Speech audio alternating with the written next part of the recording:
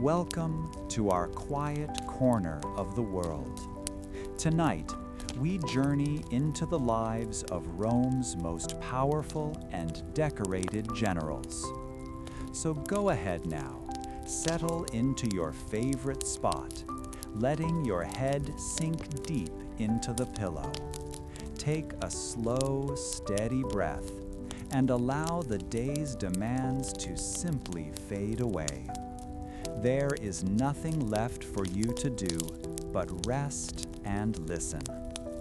I wonder, where are you tuning in from this evening? Is it late in your part of the world? Or are you perhaps stealing a quiet moment during a perfectly managed, not at all chaotic day? Your secret is safe with me. If these stories help you find a bit of peace, consider subscribing so we can always find our way back to this time together. Now let your mind drift. Leave your room behind as we travel back through the centuries.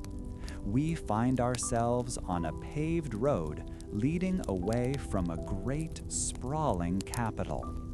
Our story begins here, with a young officer whose ambition is as vast as the empire he serves. He has just received his first major command. Viro, a scout of the Batavian cohorts, felt the forest breathe a damp chill that was entirely alien to him. Back home, in the flatlands near the great river's mouth, the wind was a constant, clean presence that scoured the sky. Here, beneath the canopy of the Germanian wilderness, the air was still and held the scent of wet earth and decaying leaves. This quiet moisture seemed to soak into his bones, a constant reminder of how far he was from familiar ground. The sounds were all wrong, too. There were no circling gulls or cries of wading birds, only the unnerving snap of a twig that could be a foraging boar or a painted warrior testing the wind. He shifted his weight, the leather of his gear making a soft sound that seemed impossibly loud in the deep silence, and his hand instinctively rested on the hilt of his short sword. From his hidden vantage point among the ferns, he watched the men of the 17th Legion work. Their movements were a study in harsh efficiency, a stark contrast to the tangled wilderness they were taming. The rhythmic thud of mallets driving sharpened stakes into the earth echoed methodically, a sound as Roman as the shouted commands in their clipped foreign tongue. They were building their marching camp, a perfect square of ditch and rampart rising from the forest floor as if by some unnatural will. Viro had seen it a dozen times, yet the speed and precision of it never failed to impress and slightly unsettle him. They did not adapt to the land. They forced the land to become Rome, one shovelful of dirt at a time. The work was hard, and he could see the sweat on the legionaries' necks as they heaved timbers into place for the palisade wall. Among them moved a young officer, a tribune, whose name Viro had learned was Lucius Cornelius Scipio Edius. He was younger than many of the hardened centurions he commanded, yet he moved with an intensity that demanded respect. Viro watched as Lucius paced the line of the newly dug ditch, his expression grim and focused, his eyes missing nothing.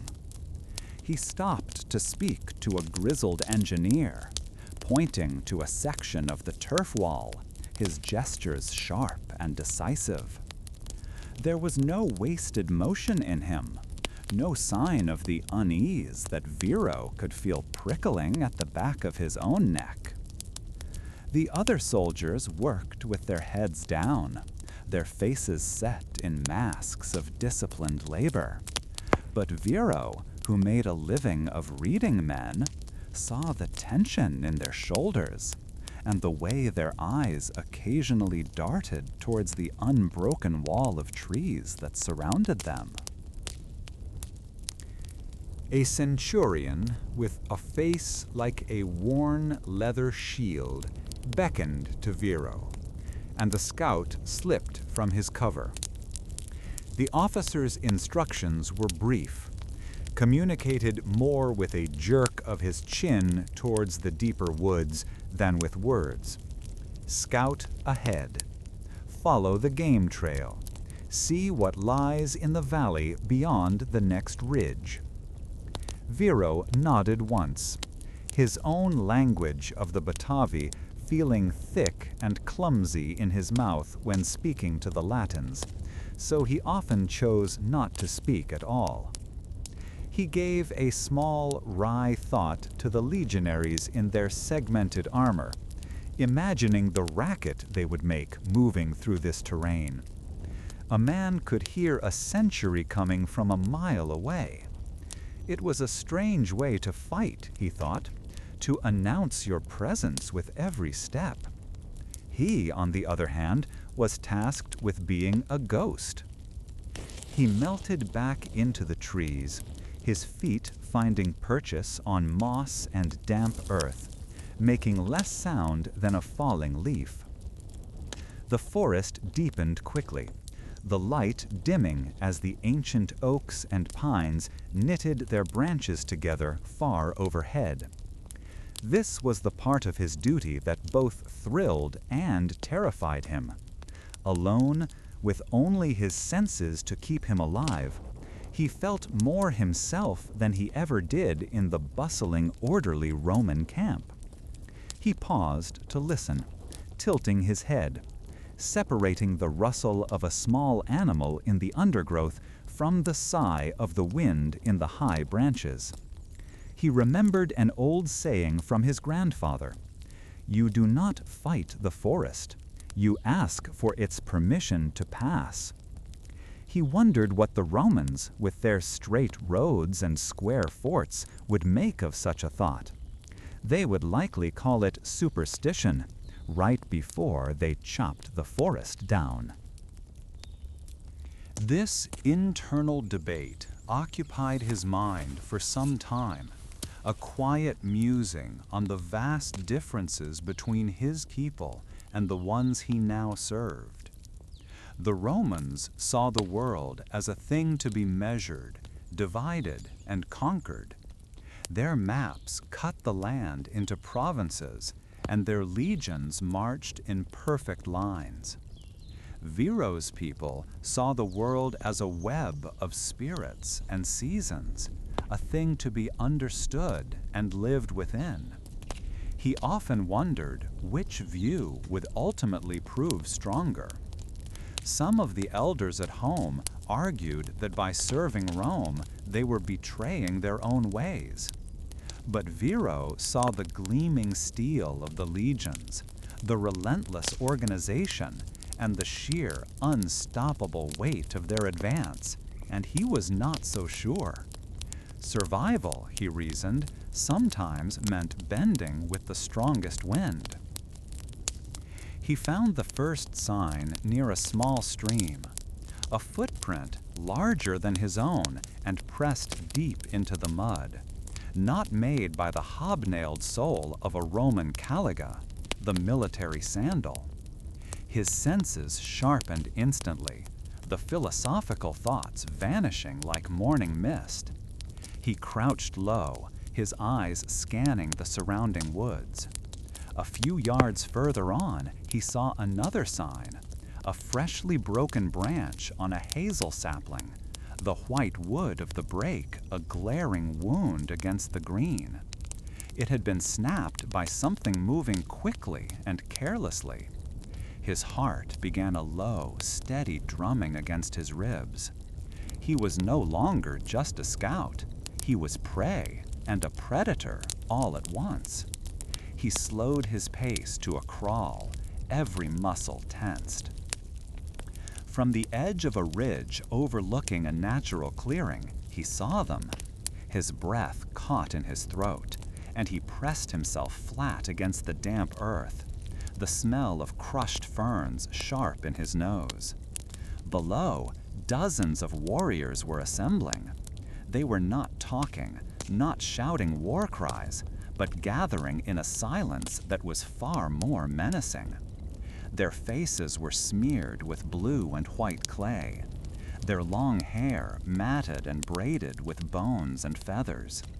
They carried long iron swords and heavy wooden shields painted with grim symbols. A chieftain, a huge man with a beard the color of rust, was gesturing with a spear, pointing back in the direction of the Roman camp. They were preparing for an attack, and they were close, far closer than any of the Roman commanders had suspected. A cold dread, entirely different from the forest's damp chill, washed over Viro. These were not scattered bands of raiders. This was an organized force, a war party moving with purpose. He began to back away, inch by agonizing inch, his eyes still fixed on the scene below. He knew that every second he remained here increased his risk, but he had to be sure of their numbers, their intent. He counted as best he could, his mind racing. There were hundreds, maybe more, filtering in from the surrounding woods. He had seen enough. The warning he carried back felt like a physical weight, a burning coal in his chest that he had to deliver before it consumed him.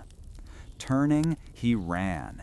He abandoned all pretense of stealth, his only thought to reach the camp before it was too late. Branches whipped at his face, and thorns tore at his tunic. His lungs burned, each breath a ragged gasp for air that did little to ease the fire. The disciplined sounds of the Roman camp seemed a world away. He pictured the legionaries at their work, their backs turned, exposed. He pictured the young tribune, Lucius, his face a mask of concentration, utterly unaware of the storm about to break over them. The image spurred him on, his legs pumping harder, his feet flying over roots and stones that would have crippled a less experienced woodsman. He burst from the tree line like a panicked deer, stumbling into the cleared ground around the half-finished rampart. The Roman sentries, startled by his sudden appearance, raised their heavy javelins, their pila, their shouts a harsh challenge in Latin. Viro did not stop. He waved them off, his throat too raw to form words, and pointed frantically back towards the woods from which he had come. He saw recognition and then alarm dawn on the face of the nearest guard. The man turned and bellowed, his voice carrying across the entire construction site, a single word that cut through the sounds of labor. Hostis, enemy.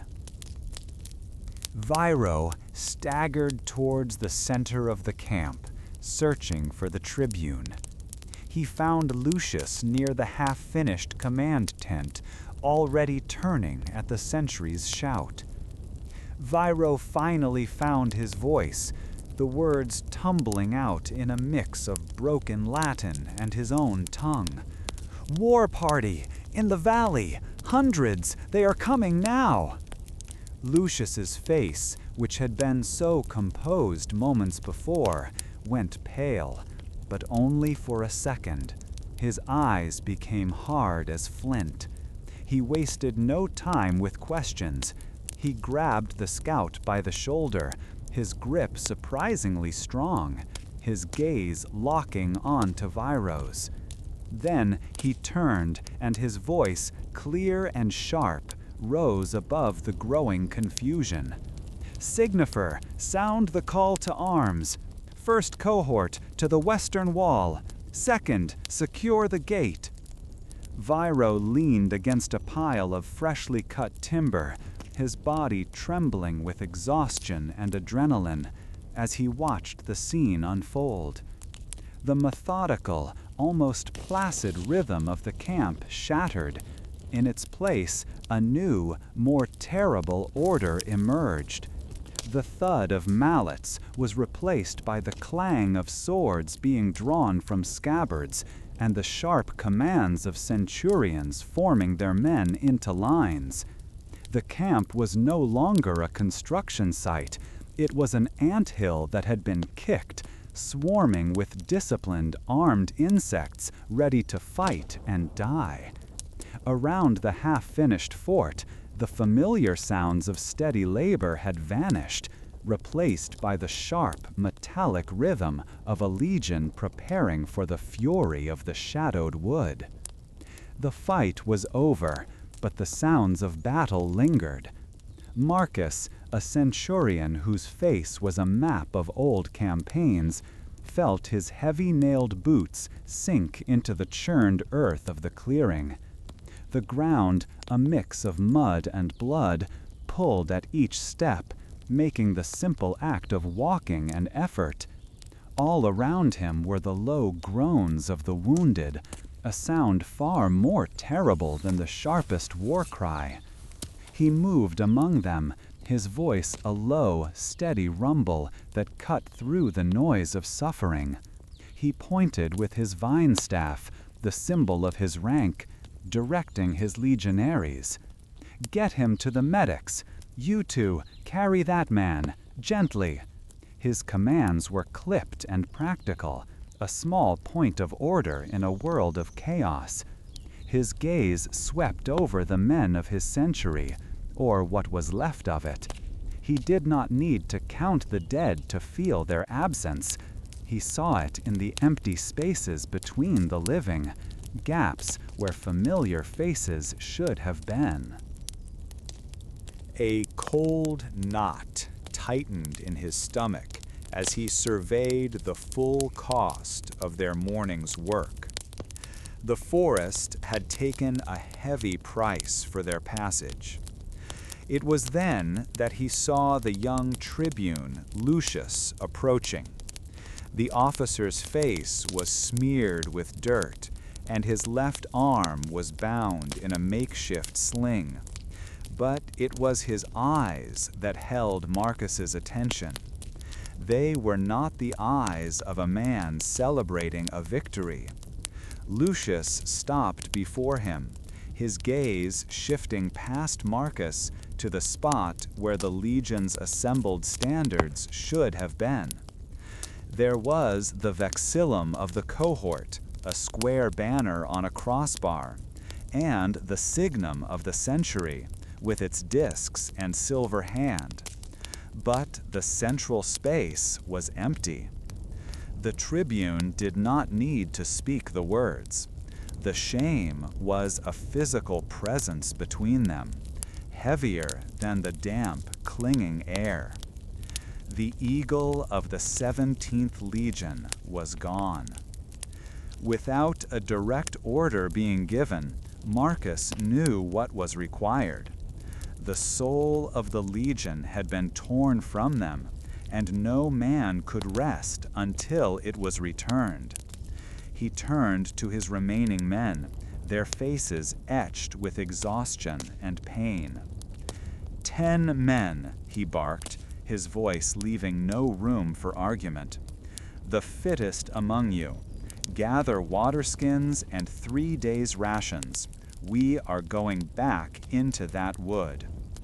There were no complaints, only the grim set of jaws and the immediate, disciplined movement of soldiers following a command. They were not driven by vengeance or the hope of plunder. This was a different kind of duty, a sacred obligation to the eagle, the golden symbol of Rome itself, and the embodiment of their collective honor. To lose it was to lose themselves. As the small party assembled, Marcus felt a weary ache in his bones, a feeling that had little to do with the day's fight, and everything to do with what was to come. The search party moved back under the canopy of the Germanian forest, a place that felt even more menacing in the aftermath of bloodshed. The trail was not difficult to follow at first. The retreating warriors had left a clear path of broken branches and bloodied leaves. Marcus walked at the head of the column, his senses on edge. Every snap of a twig made his hand tighten on the hilt of his gladius, the short sword at his hip. He noticed the way his men scanned the oppressive walls of green on either side, their training keeping their fear in check, but their eyes revealing the strain. This was not the open country of Italy or the rocky hills of Greece. This was a living, breathing enemy, a labyrinth of shadow and silence that could swallow a man whole. Marcus wondered if these tribesmen understood what they had taken, if they saw it as a mere trophy, or if they sensed the spirit it held for the men now hunting them. They found it after hours of relentless tracking in a small, secluded clearing. The warriors who had taken it had not gotten far. They lay scattered around the base of an ancient gnarled oak, struck down by the very men who had failed to protect the standard in the first place, the first cohort's guard. And among the bodies of friend and foe, propped against the trunk of the tree, was the eagle. Its golden wings seemed to capture the faint light that filtered through the leaves, its head proud, its gaze defiant. The man who had carried it, the aquilifer, lay at its base, his hands still outstretched as if trying to grasp it one last time. Marcus felt a surge of profound relief, followed swiftly by a wave of sorrow. The legion's honor was recovered, but the price was written here in the stillness of the dead. 2 of his men carefully lifted the standard. The pole was heavy, solid wood topped with precious metal, but its true weight was in what it represented. As they turned to begin the long walk back to the camp, Marcus paused. He looked at the faces of his soldiers, young and old, their expressions somber. They had faced the enemy's fury and survived. They had pushed their tired bodies to their limits to retrieve a piece of metal and wood. But in doing so, they had reinforced the invisible bonds that held their unit and the entire legion together. This shared hardship, this willingness to endure more for the sake of their collective identity, was a source of strength that no enemy could easily break.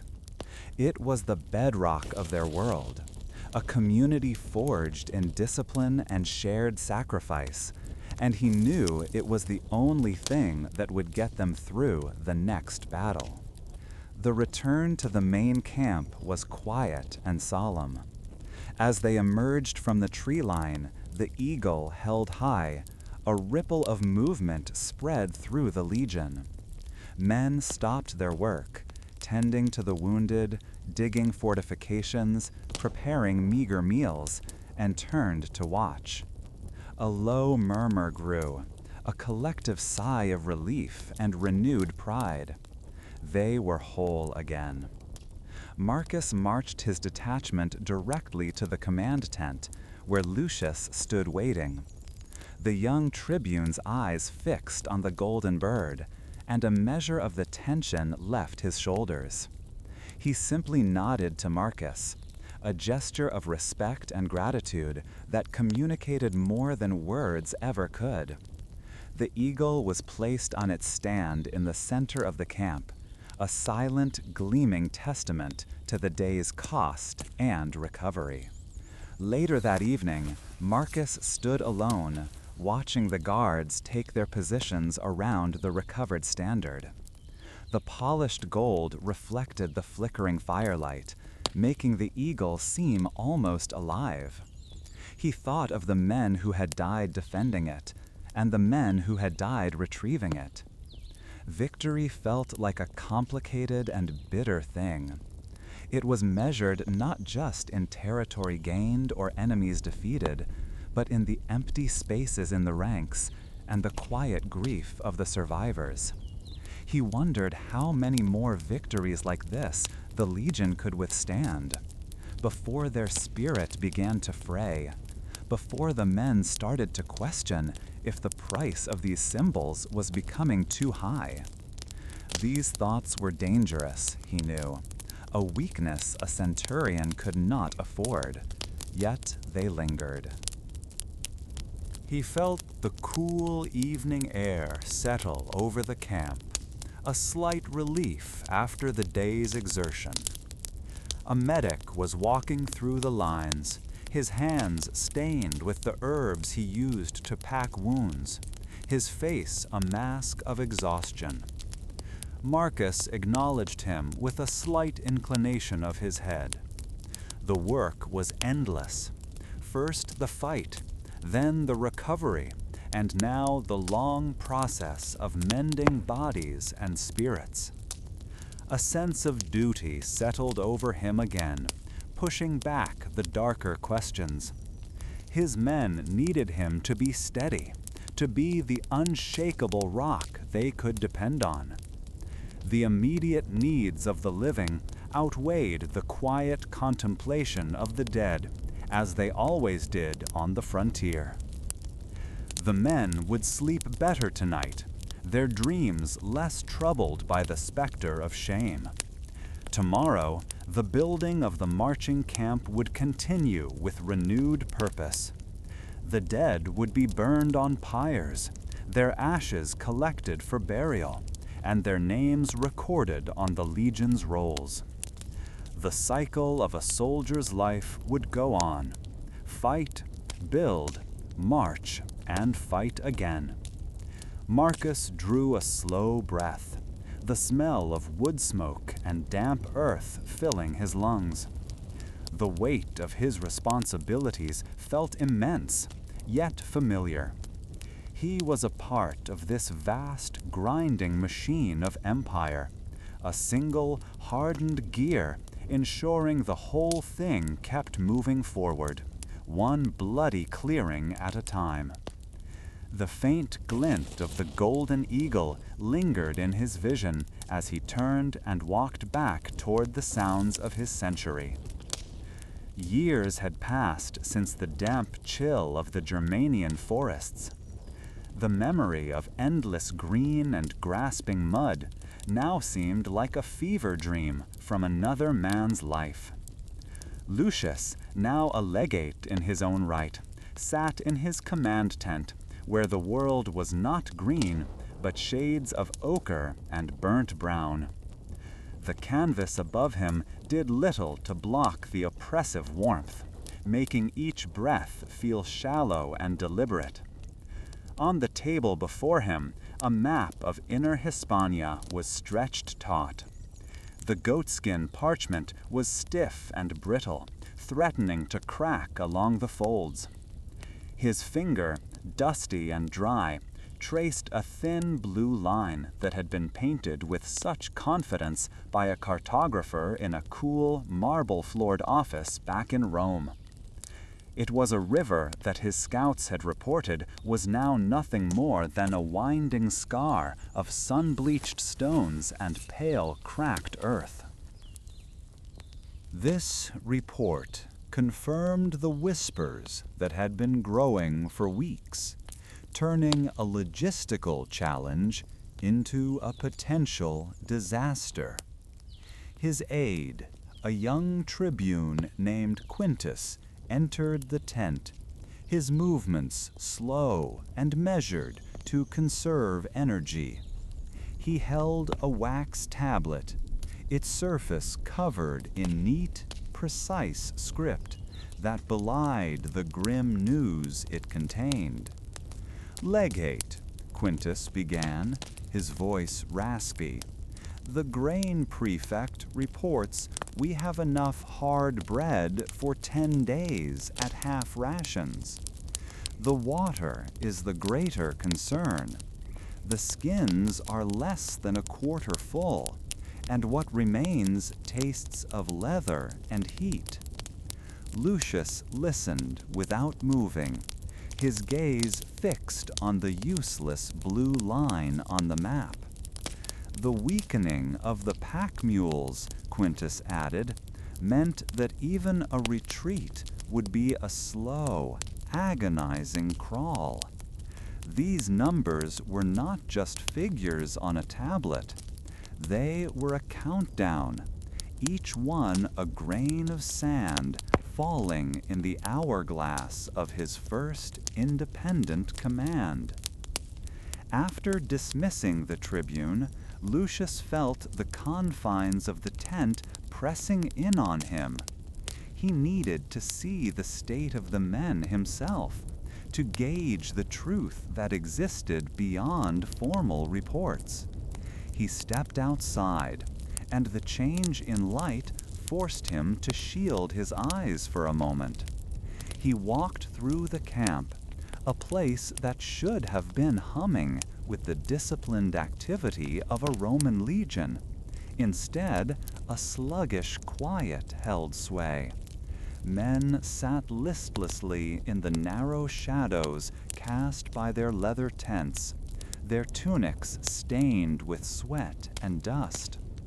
He saw a veteran centurion, a man who had survived a dozen campaigns, sharpening his gladius with slow, mechanical strokes, his eyes distant.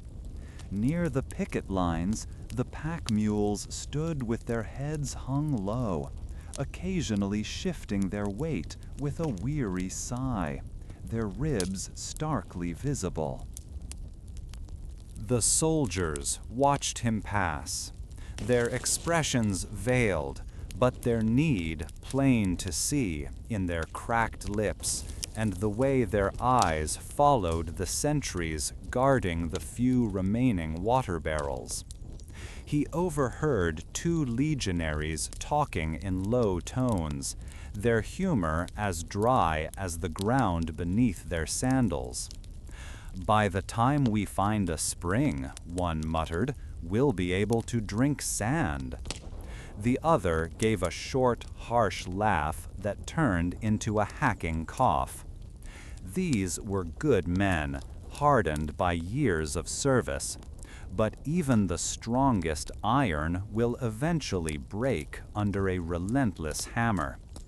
This slow, creeping enemy, thirst, was proving more formidable than any barbarian shield wall he had ever faced. It attacked not with swords, but with despair, a poison that could rot an army from the inside out. Returning to the relative cool of his tent, Lucius felt the full weight of his command settle upon him. 2 paths lay before him, both fraught with peril. He could order a retreat, conserving his men and admitting defeat to the land itself. It was the safer option for his soldiers, but it would be a black mark on his career. In Rome, senators whose greatest hardship was choosing which vintage of wine to serve at dinner would debate his failure, questioning his courage and competence. They would never feel the grit of this dust between their teeth, or understand the choice he faced. They only understood victory or failure, with no room for the brutal realities of a campaign. The alternative was a gamble of colossal proportions. His local guides, hired from a tribe that had grudgingly accepted Roman authority, spoke of an oasis, a place of deep wells and date palms, 3 days' march to the northeast. They called it the breath of the underworld, a name that offered little comfort. It could be a genuine haven, the salvation of his legion, and the key to securing this territory. Or it could be a fable, a local legend, or worse, a deliberate lie meant to lead his entire force into a wasteland from which there was no return. To march forward was to stake the lives of 6,000 men on the word of a few nervous guides and a line on a map that had already proven false. He stood over the brittle parchment again, staring not at the land as it was drawn, but trying to imagine it as it truly was. He pictured the long, silent columns of men marching under the vast, empty sky, their waterskins growing lighter with every step. He imagined the hope in their eyes turning to desperation if the oasis proved to be a mirage.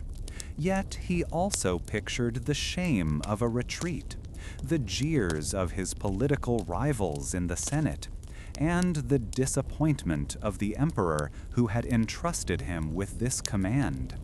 The responsibility was a physical thing, a pressure in his chest that made the close air of the tent feel even more constricting. This was the nature of command, he realized, not the glory of the charge, but the cold isolation of a decision that could preserve or destroy everything. With a resolve that felt more like surrender to fate than true confidence, he made his choice. He called for his senior centurions, the hardened core of his legion. When they assembled in his tent, their faces grim and expectant, he did not speak of the oasis as a certainty or the retreat as a disgrace. Instead, he laid out the situation with blunt honesty, detailing the dwindling supplies and the risks of both paths. He spoke to them not just as a commander to his subordinates, but as a soldier to his brothers in arms. He explained that they would march forward, not on a vague hope, but on a calculated risk, and that every man, from himself to the newest recruit, would share the same hardship. Their reaction was not one of enthusiasm, but of quiet, grim acceptance. They were professionals. They understood the stakes. One of them, a grizzled veteran named Servius, spat a wad of dust onto the tent floor. "Better to die walkin' toward water than away from it, legate," he grumbled, and a few of the others nodded in agreement. Their simple, fatalistic loyalty was more reassuring than any grand speech could have been. It was the currency of the legions, a trust forged in shared danger and earned not by fine words, but by a commander's willingness to face the same perils as his men. That evening, as the camp prepared for the march, a new energy took hold. It was not joy, but purpose. Men checked their gear, tightened the straps on their sandals, and carefully measured out the night's water ration, making every drop count. The sound of grinding stones returned as soldiers began to mill the last of the grain reserves into coarse flour for the journey's bread. The complaining ceased, replaced by a focused, methodical preparation for the trial ahead. They knew a choice had been made, and the uncertainty, which had been as draining as the heat itself, was finally gone. They now had a direction, even if it led into the heart of an unforgiving wilderness. Lucius walked the lines one last time as the sky darkened to a deep, star-filled purple. The air cooled slightly, a small mercy that did little to relieve the parched feeling in his throat. He saw the flicker of small campfires and heard the low murmur of conversations as men ate their meager meal. He was their commander, the man who held their lives in his hands, yet at that moment he felt an immense solitude. In the quiet of the coming night, a general could almost forget the thousands of souls whose futures rested entirely on his guess. He could almost pretend that the coming dawn did not bring with it a long, desperate thirst.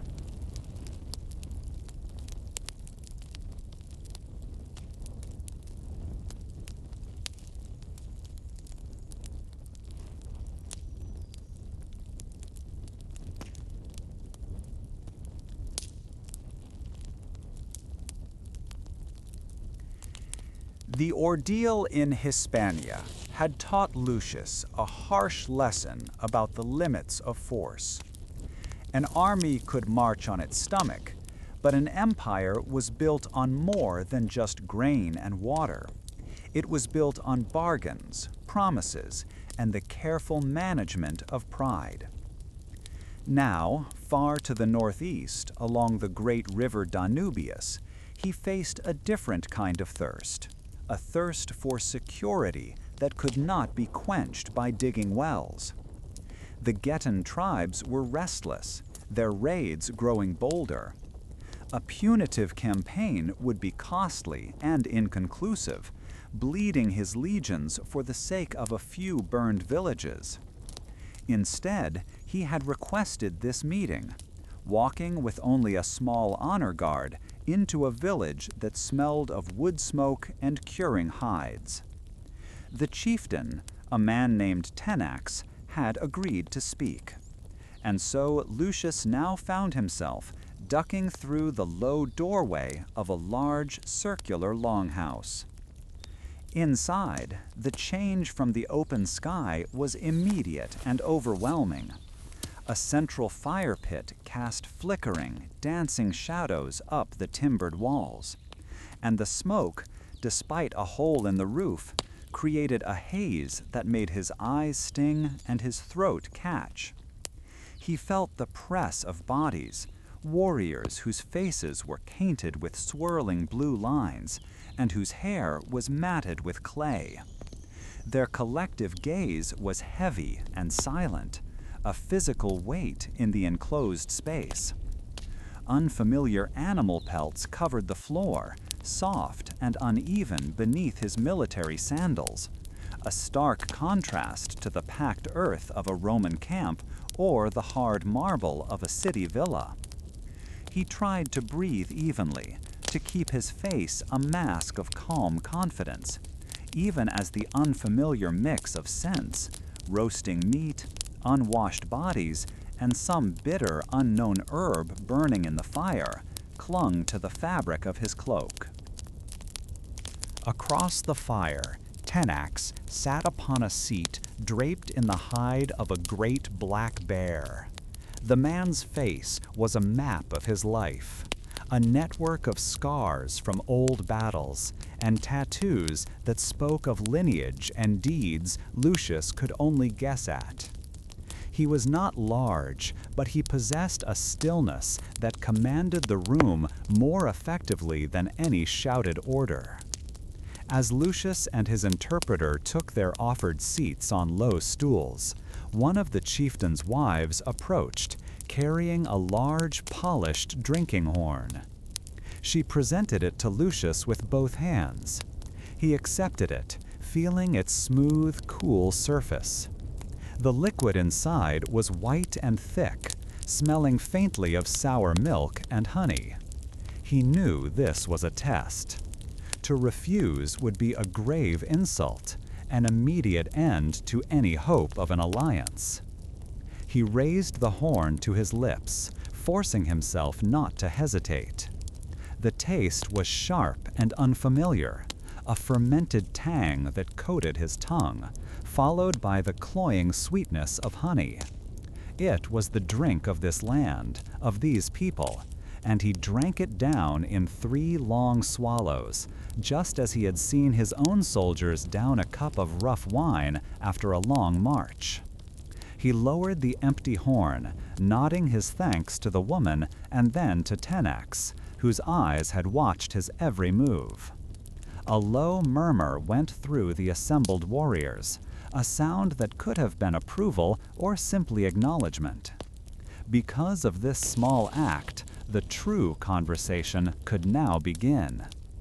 Tenax finally spoke, his voice a low gravel, the words tumbling out in a long, flowing speech that the interpreter struggled to keep up with. The chieftain did not speak of borders or treaties. Instead, he spoke of the spirits of the forest, of the great she-wolf who had nursed his tribe's founder, and of the insults his ancestors had suffered at the hands of their rivals, the Costaboci, to the east. He recounted grievances that were generations old, his hands gesturing emphatically, his voice rising and following with the rhythm of an epic poem. Lucius listened with practiced patience, his mind working to disentangle the important threads from the tapestry of myth and history. He understood that this was not mere rambling. Every mention of a stolen herd or a disrespected grave was a piece of the bargain, a weight being placed on the scales. Tenax was showing him the wounds his people carried, demanding that Rome acknowledge their pain before offering a cure. When the chieftain at last fell silent, Lucius did not immediately counter with Roman law or logic. Instead, he signaled to one of his guards. The man stepped forward and unrolled a thick woolen blanket on the ground between them. Upon it, he carefully placed the gifts he had brought. There were long-bladed iron knives, their edges honed to a razor sharpness far beyond what the local smiths could produce.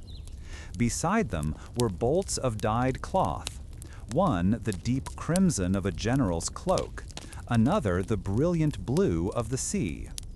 But the most important items were the heavy sacks of salt, a commodity more precious than gold in these inland territories, essential for preserving meat through the long, hard winters.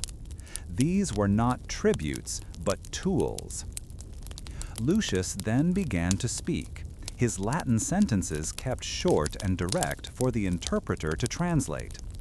Rome does not seek to silence the spirits of your forest, he began, his voice calm and steady. We honor the ancestors of our friends. He picked up one of the knives, holding it flat on his palm.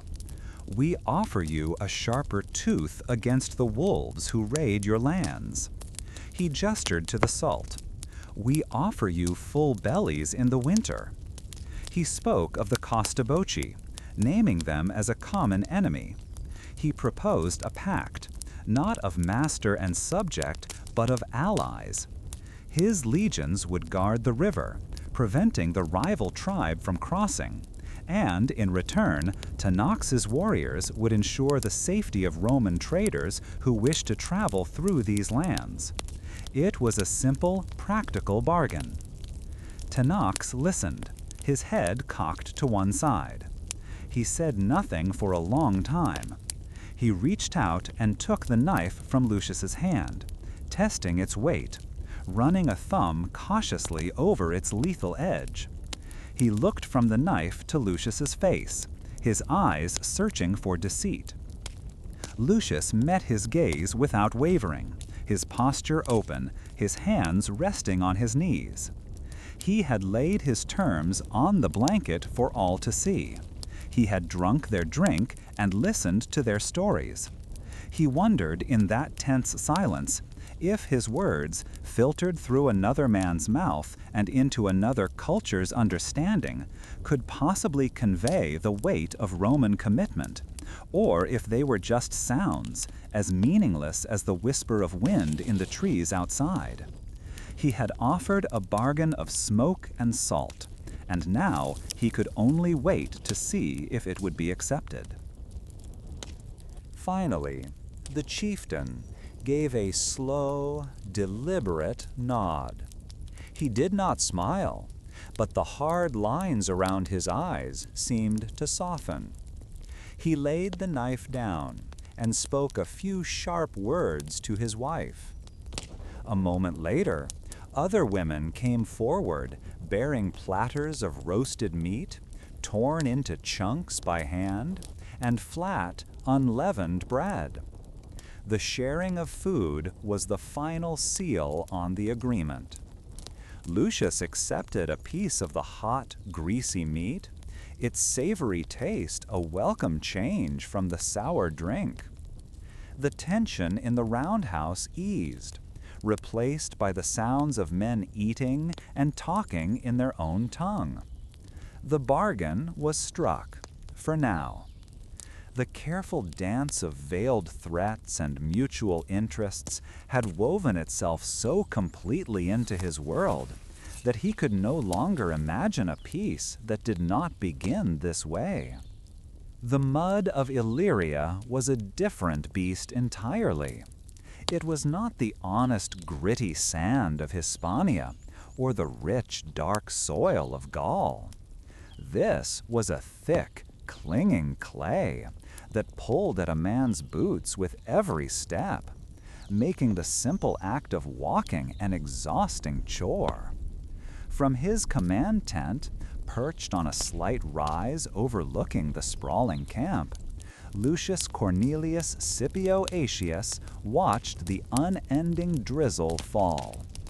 It was a rain that had no passion, no driving force. It simply fell, day after day, soaking into cloaks, tents, and spirits with equal persistence.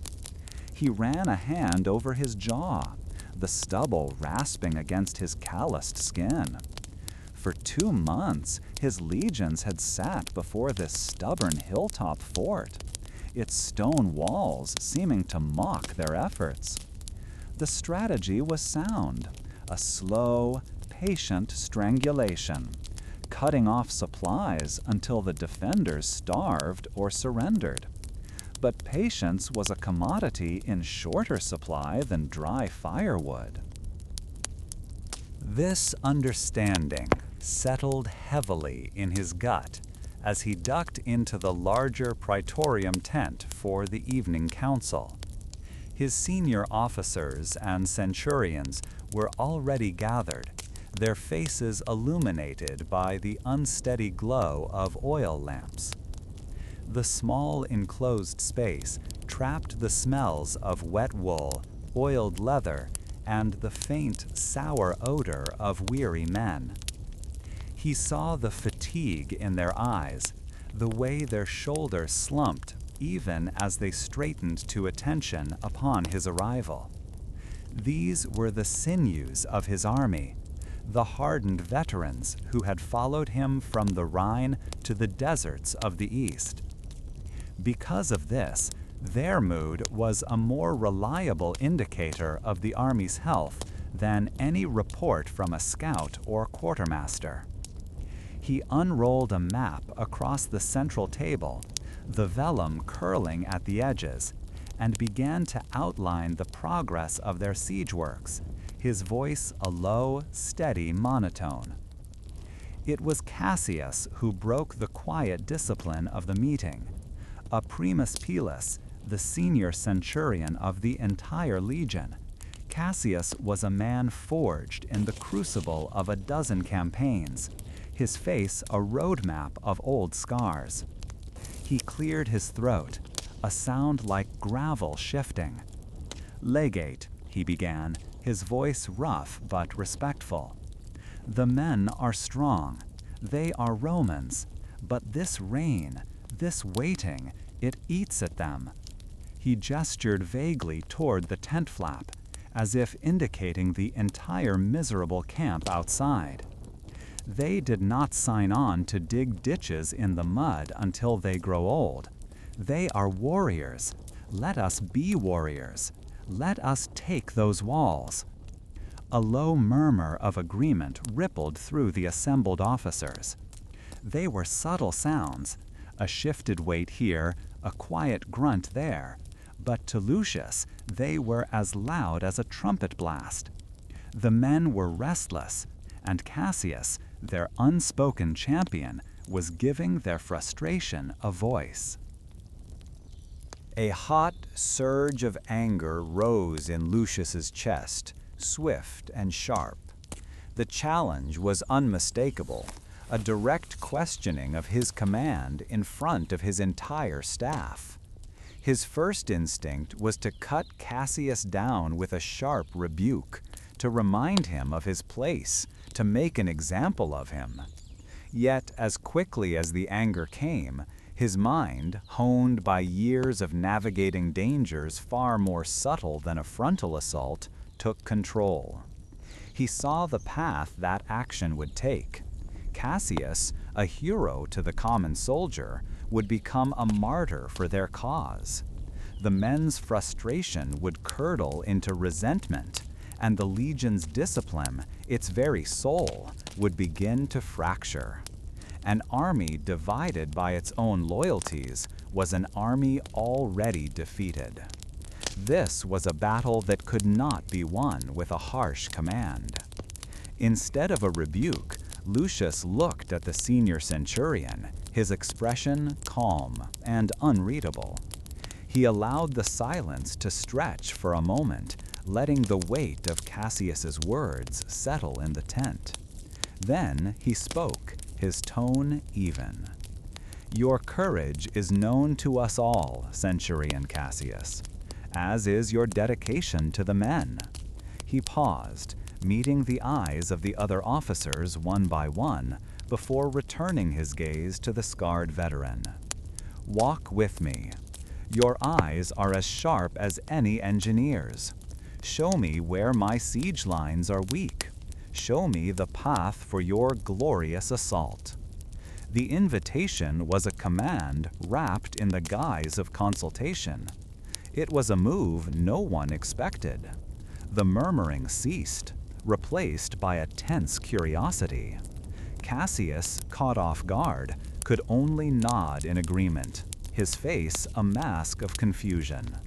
Together, the two men stepped out of the tent and into the dreary twilight. The drizzle had lessened to a fine mist that beaded on their cloaks. They walked in silence at first, their heavy boots making sucking sounds in the deep mud. Lucius led them along the perimeter of the vast earthworks that encircled the enemy fortress. He pointed to the deep ditch, the fossa, and the sharpened stakes, known to the men as lilies, that were hidden within it. He gestured toward the earthen rampart, the auger, topped with a sturdy wooden palisade. Small, well-placed wooden towers stood at regular intervals, their sentries barely visible silhouettes against the gray sky. This was not just a wall to keep the enemy in. It was a fortress in its own right, designed to repel any attack from the fort or any relief army that might approach from their rear. "The plan is not to wait, Cassius," Lucius said, his voice low, intended only for the centurion. "It is to squeeze. Every day that wall," he pointed to the siege ramp they were slowly constructing, a massive mound of earth and timber aimed at the enemy's weakest point, "grows taller. Every day their grain stores grow smaller. Your men are tired of the rain. I understand this. But are they ready to climb ladders into a shower of rocks and boiling pitch? To see their friends fall from the walls? How many men would your assault cost? He stopped and turned to face the centurion directly. Give me the number. You are a veteran. You have seen such things. 2,000? 3? For a victory we can have for the price of patience? Cassius looked from Lucius to the formidable stone walls of the enemy, then back to the intricate and overwhelming scale of the Roman siege works. He was a man of the sword, of the charge, of the disciplined shield wall. He understood the brutal calculus of an open field. But this was different. This was warfare as a relentless, grinding machine. He walked over to a section of the palisade, testing the timbers. They were solid. He peered down into the ditch, seeing the wicked points of the stakes gleaming dully in the dim light. There was no obvious flaw, no easy path for the glorious, headlong charge he had envisioned. His protest, which had seemed so righteous in the warmth of the tent, now felt simplistic out here in the cold, muddy reality of Lucius's grand, suffocating design. He finally turned back to Lucius, the fire in his eyes banked, replaced by a grudging understanding. The works are strong, Legate, he admitted, the words coming out slowly. He did not apologize, and Lucius did not ask him to. The point had been made. Authority had been challenged, and then quietly, firmly, reasserted, not through rank, but through undeniable logic and a shared walk in the rain. Lucius simply clapped the centurion on his broad shoulder. Then let us go and ensure our men have a dry place to sleep and a hot meal. Their strength is our most valuable weapon, and I will not spend it recklessly. As Lucius made his way back to the solitude of his quarters, the rhythmic hammering from the legionary blacksmiths, repairing tools and armor, was the only sound that broke the evening quiet. Summary. This part of the story detailed a direct challenge to Lucius's command by a respected centurion during a grueling siege, showing how Lucius diffused the situation not with punishment, but by using logic and a tour of the siege works to demonstrate the wisdom of his patient strategy. End state. Lucius has successfully reasserted his authority over his subordinate officers and quelled a potential mutiny through shrewd leadership, but the army's morale remains fragile under the strain of the long and miserable campaign. Caius ran a calloused thumb over the head of an iron bolt, feeling its cold, solid weight. His hands, stained dark from pine resin and grease, knew every joint and peg of the two great beasts that now stood ready before the enemy walls. For weeks, the rhythmic sounds of his work had defined life in the camp. The sharp bite of an adze into fresh timber, the ringing of hammers on the anvil, and the groaning of ropes as massive beams were hoisted into place. Now, an expectant quiet had settled over the legion.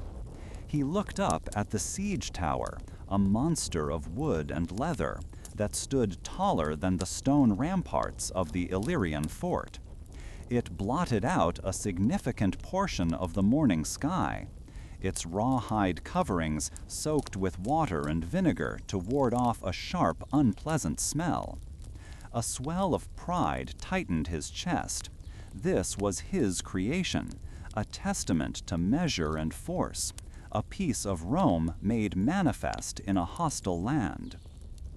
This towering creation was not his only child. Nearby rested the battering ram, a machine of more focused brutality. Its thick oak body, suspended by chains within a rolling shed, ended in a massive bronze head sculpted into the snarling face of a wolf. The men had nicknamed it Lupus, the wolf, and its purpose was to chew through the enemy's main gate. Gaius had personally overseen the forging of that head, watching the smiths pour the molten metal, feeling the wave of warmth on his face. He knew the precise balance of the log, the strength of the leather canopy that would shield the men inside from arrows and stones, and the way the greased wheels would turn on the carefully leveled pathway his men had built. He and his fellow engineers, the Fabri, had done their part. Now, the legionaries would use these tools for the purpose they were designed for: to break, to enter, and to conquer. As the signal horns blew, a deep, resonant call that vibrated in Gaius's bones, the world erupted into directed motion. He joined the team of men huddled under the protective shell of the ram. Inside the cramped space, the light dimmed, and the air grew close, carrying the scent of nervous sweat and oiled leather. The world outside became a series of muffled shouts and the high-pitched whistle of scorpion bolts, the large crossbow-like machines, firing from the Roman lines. Then the men began their work. A centurion started a low, rhythmic chant, a wordless grunt that set the pace. With each coordinated push, the heavy wooden frame of the ram's shelter creaked forward. The ground beneath them was uneven, and the motion was a lurching, jarring ride that made Gaius plant his feet wide for balance. He was not a frontline soldier, but in this moment, inside this wooden beast, his fate was tied to the infantrymen who shoved it towards the wall. The structure shuddered violently as the first heavy stones crashed down from the ramparts above. The sound was a deafening thump, followed by the splintering of the topmost planks. Gaius flinched, his heart hammering against his ribs. He trusted his design. The overlapping layers of timber and the sloped roof meant to deflect such blows. But trust was a different thing from the raw physical shock of the impact. Another rock hit, then another. Through a narrow slit in the side of the shed, he caught a glimpse of the other great beast in motion. The siege tower was rolling forward, a moving fortress that drew a storm of arrows from the defenders. He could see legionaries on its upper levels, shields locked, returning fire from behind its protective screens. It was a terrifying, beautiful sight, a calculated application of overwhelming force. Their own machine finally reached the gate. The chanting stopped, replaced by strained grunts as the men inside took their positions along the massive oak beam. "Back!" the centurion roared. They heaved, pulling the great log backward on its chains. It swung smoothly, a testament to the well-greased fittings Gaius had inspected just an hour before. "Now!" On his command, they surged forward, throwing their entire weight behind the push. The resulting crack was a sound that Gaius felt not in his ears, but deep in his chest. It was the sound of iron-bound oak striking iron-bound oak, a brutal punctuation to the long, miserable siege. The entire shelter vibrated from the force of the blow, and dust rained down from the ceiling planks. Again and again, they pulled the heavy beam back and drove it forward. The rhythm became a kind of trance. The scrape of feet on the dirt floor, the creak of the chains, the grunts of exertion, and the bone-jarring impact that shook the world. A foul-smelling liquid, some kind of boiling pitch, suddenly splashed against the leather canopy. It sizzled and smoked, and for a terrifying moment, Gaius thought it would catch fire. But the vinegar-soaked hides did their job, and the substance hissed into harmlessness. He saw the genius of Lucius's patient strategy, the one the centurion Cassius had questioned. This assault was not a rash charge of men. It was a methodical dismantling, where wood and iron did the work that would have cost hundreds of lives in a direct assault against a fortified gate. Through the viewing slit, the world was a blur of chaos and violence. The siege tower had reached the wall, its drawbridge slamming down with a distant crash. He saw the first wave of legionaries pour across it, their shields forming a solid red wall as they established a foothold on the ramparts. Arrows rained down from the tower's peak, providing cover for the men below. The defenders were now divided, their attention split between the threat on their walls and the relentless wolf hammering at their gate. This was the key to Roman siegecraft, Gaius knew. Not one weapon, but a system of them, working in concert to create pressures the enemy could not possibly counter all at once. His ram was not just a tool to break a gate. It was a vital part of a much larger and much deadlier machine. Then came a sound different from all the others. It was not the solid crack of wood on wood, but a sharp, splintering shriek of tortured timber. Again, the centurion bellowed, his voice raw with effort and excitement. The men gave one more colossal heave. The wolf's head struck home, and this time there was a cascade of shattering wood. Light flooded into the cramped shelter as one of the great gates broke from its hinges and crashed inward.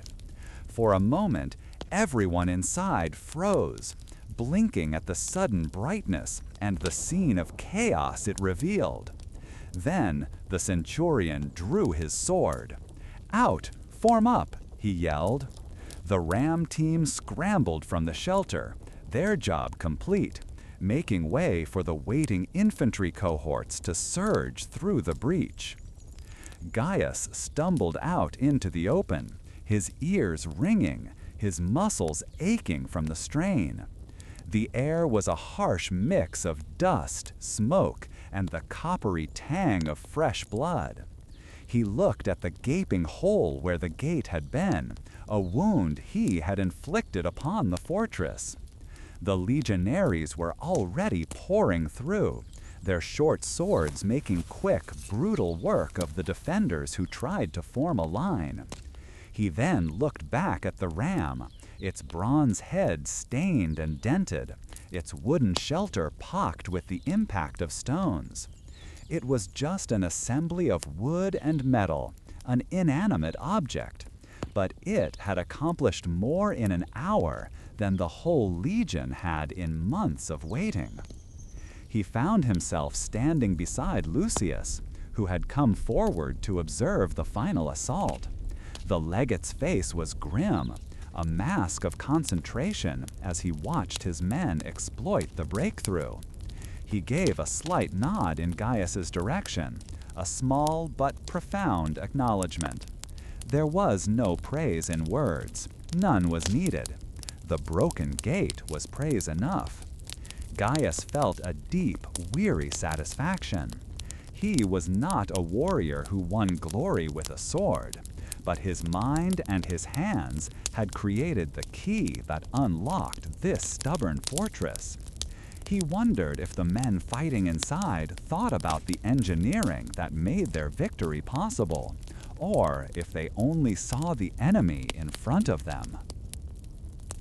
As the sounds of fighting moved deeper into the fort, a new kind of work began for Gaius and his men.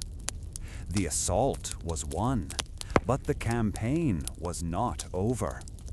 They would need to assess the damage to their own equipment and begin the process of repairing the walls they had just helped to break. For a Roman army, every captured position was a potential future base, and their work was never truly done. The engineers were the first to begin a campaign with construction, and they were the last to finish, turning an enemy stronghold into a Roman one. He picked up a discarded mallet, its wooden handle familiar in his grip. The Illyrians had adapted to the siege by strengthening their walls and preparing for a long wait. But Rome had adapted better, bringing its relentless ingenuity, its hunger for order, and its machines of war to bear. It was a contest of technology and will, and today his technology had won. He knew this victory would be attributed to Lucius, and its glory would belong to the legionaries who bled for it. But he felt his own quiet pride in the background. The brutal work of the assault had shattered the fort's defenses, but for the engineers, the long task of consolidation was just beginning. This part of the story detailed the culmination of the siege from the perspective of Gaius, a legionary engineer, showcasing the coordinated use of a siege tower and a battering ram to breach the enemy's defenses, and highlighting the critical role of Roman military technology in achieving victory. With the fortress walls breached and the assault successful, the legion has taken the stronghold, and the engineers' focus now shifts from destruction to the repair and fortification of the newly captured position for future Roman use. The polished marble floors of the Curia Julia, the great Senate house, were cool even in the midday warmth of Rome. Decimus shifted his weight on the tiered seating, the fine wool of his toga feeling unnaturally stiff. All around him, hundreds of conversations created a low, continuous hum, like a vast beehive of powerful men. He watched Servius, an older senator with a reputation for a sharp tongue and an even sharper mind, lean over to whisper to his neighbor, his hand cupped to hide the words. A slight smile played on Servius's lips, a familiar sign that a reputation was about to be dissected. Decimus felt a familiar knot of ambition and apprehension in his stomach. This chamber was the heart of the world, and every word spoken here could build a career or shatter one. This constant murmur of influence and intrigue fell silent the moment the doors opened. Lucius Cornelius Scipio Attius entered, and Decimus leaned forward, studying the man he had only heard about in dispatches and exaggerated forum gossip. The general did not walk like a senator. He moved with a purpose that seemed to bruise the very air, his steps sure and even, unlike the studied, leisurely pace of the city's elite. His skin was the color of fired brick, a stark contrast to the pale complexions of the men around him who spent their days in shaded porticos. He wore a simple, unadorned toga, the broad purple stripe of his rank the only mark of distinction, looking plain next to the carefully arranged folds and expensive dyes of his peers. He was a weapon brought into a room of delicate, intricate glass. When Lucius was given the floor to speak, His voice was not the booming instrument of a practiced orator. It was clear and direct, the voice of a man used to giving commands that needed no embellishment. He spoke of the campaign in Illyria, listing the forts taken, the tribes pacified, and the resources secured. He used no flowery language, no appeals to the gods, no grand metaphors. It was a report, blunt and factual. Decimus found himself listening intently, not to the words themselves, but to the reactions they caused. He saw Senator Metellus, whose family had vast estates that might profit from the new territory, nod with satisfaction. Across the aisle, old Fabius Maximus, a rival of Lucius's family for generations, stroked his chin, his expression unreadable but undoubtedly critical. He was a weapon brought into a room of delicate, intricate glass. When Lucius was given the floor to speak, his voice was not the booming instrument of a practiced orator. It was clear and direct, the voice of a man used to giving commands that needed no embellishment. He spoke of the campaign in Illyria, listing the forts taken, the tribes pacified, and the resources secured. He used no flowery language, no appeals to the gods, no grand metaphors. It was a report, blunt and factual. Decimus found himself listening intently, not to the words themselves, but to the reactions they caused.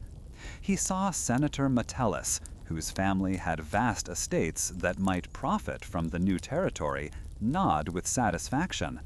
Across the aisle, old Fabius Maximus, a rival of Lucius's family for generations, stroked his chin, his expression unreadable but undoubtedly critical. The questions that followed were like carefully aimed javelins wrapped in silk. "An impressive victory, General," Servius began, his voice smooth as olive oil.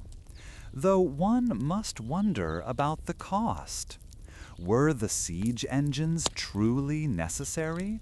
Such a vast expenditure of timber and iron, when a prolonged blockade might have achieved the same result with less drain on the treasury." Decimus understood the real question instantly. "Are you a reckless spender of the Republic's money?" Lucius met his gaze without flinching.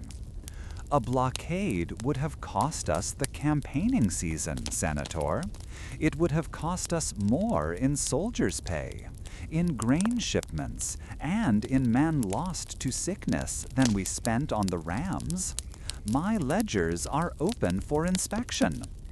The reply was a shield, simple and effective, but it did not stop the next attack. Another senator, a young man named Piso, with a reputation for latching on to powerful patrons, rose to his feet. "We hear tales of your stern discipline, General. It is the bedrock of our army, of course. But some whispers suggest morale was tested. Is it true a senior centurion had to be privately reprimanded for questioning your methods?" The insinuation was clear, a subtle poison meant to paint Lucius as a tyrant whose own men doubted him. Lucius's jaw tightened almost imperceptibly. "Centurion Cassius is one of the bravest men in the legions. He spoke his mind in council, as is his right. I value a man who questions my thinking over 100 who agree blindly. His counsel improved our final assault. He had turned an accusation of dissent into a commendation of his own leadership." And Decimus felt a flicker of admiration for the general's skill. Despite these deft parries, the atmosphere in the great hall had shifted. Alliances, Decimus knew, were like sand. They moved with every tide of influence. He watched as men who had been Lucius's allies now offered only polite, non-committal nods. The general had brought them a victory, but victory was a common coin in Rome. The real currency was favor, influence, and the subtle exchange of power that happened in quiet conversations long after the speeches were done. Lucius stood alone, a solitary pillar of accomplishment in a forest of shifting loyalties. He was a man who knew how to break a shield wall, but seemed uncertain how to navigate a room full of veiled smiles. Decimus saw the slight slump in the general's shoulders as he finished his report and stepped back. It was almost invisible, but to a trained observer of men, it was as telling as a dropped standard. He had won a war of swords and spears, but here, in this chamber, he was engaged in a different kind of conflict. The weapons were whispers, the shields were carefully chosen words, and the battleground was the shifting opinion of other powerful men. There were no clear lines, no high ground to seize, only a treacherous landscape of ambition and rivalry. Decimus found himself wondering if Lucius understood that this was the more dangerous war. He thought of the stories of great generals who returned from the frontiers only to be undone by political maneuvering, their triumphs on the battlefield counting for little against a well-placed rumor or a coalition of rivals. They were lions in the wild, brought to the city and expected to perform like trained dogs. Some learned the new tricks, but many did not. Lucius had the loyalty of his legions, a powerful asset, but a legion was a blunt instrument. It could not protect a man from a poisoned word in the ear of the emperor's favorite, or a legal challenge from a senator whose cousin had been overlooked for a promotion. The session eventually concluded, the senators rising and gathering in small groups, their voices once again filling the space with the business of the empire. Decimus watched as Lucius was approached by a few allies, their handshakes firm, but their eyes already scanning the room for more important conversations. The general looked isolated, a man of rock and iron in a world of silk and marble. He had conquered the Illyrians, but conquering Rome required an entirely different set of skills. As the late afternoon sun cast long shadows through the high windows of the Curia, Decimus remained in his seat for a moment longer. He observed the intricate patterns of power reasserting themselves, the quiet negotiations and knowing glances that decided the fate of provinces and the careers of man. This was his world, a place of calculated risks and unspoken rules. With a final look at the general's departing figure, Decimus found a strange sense of purpose in the familiar, dangerous dance of whispers and shadows. The courier was gone, his footsteps having faded down the stone corridor minutes ago. Yet the presence of his message remained. It sat on the heavy cedar table in the center of Lucius's private quarters, a single scroll of fine Egyptian papyrus held closed by a ribbon and a thick dab of imperial purple wax. The personal signet of the emperor was pressed deep into it, an eagle with its talons clenched, a symbol of absolute authority that no man in the empire could ignore. For a long while, Lucius simply stared at it, the flickering light of the oil lamp casting long shadows that made the room feel smaller, more confining. Outside the unshuttered window, the sounds of the eastern city, the distant murmur of voices from a late-night market, the bark of a dog, were a peaceful contrast to the tension coiled inside him. He knew, with a certainty that settled like a pulled stone in his gut, that this message, delivered with such speed and formality, was not a commendation. Eventually, he reached for the scroll. The wax seal broke with a small, brittle snap, a sound that seemed unnaturally loud in the quiet room.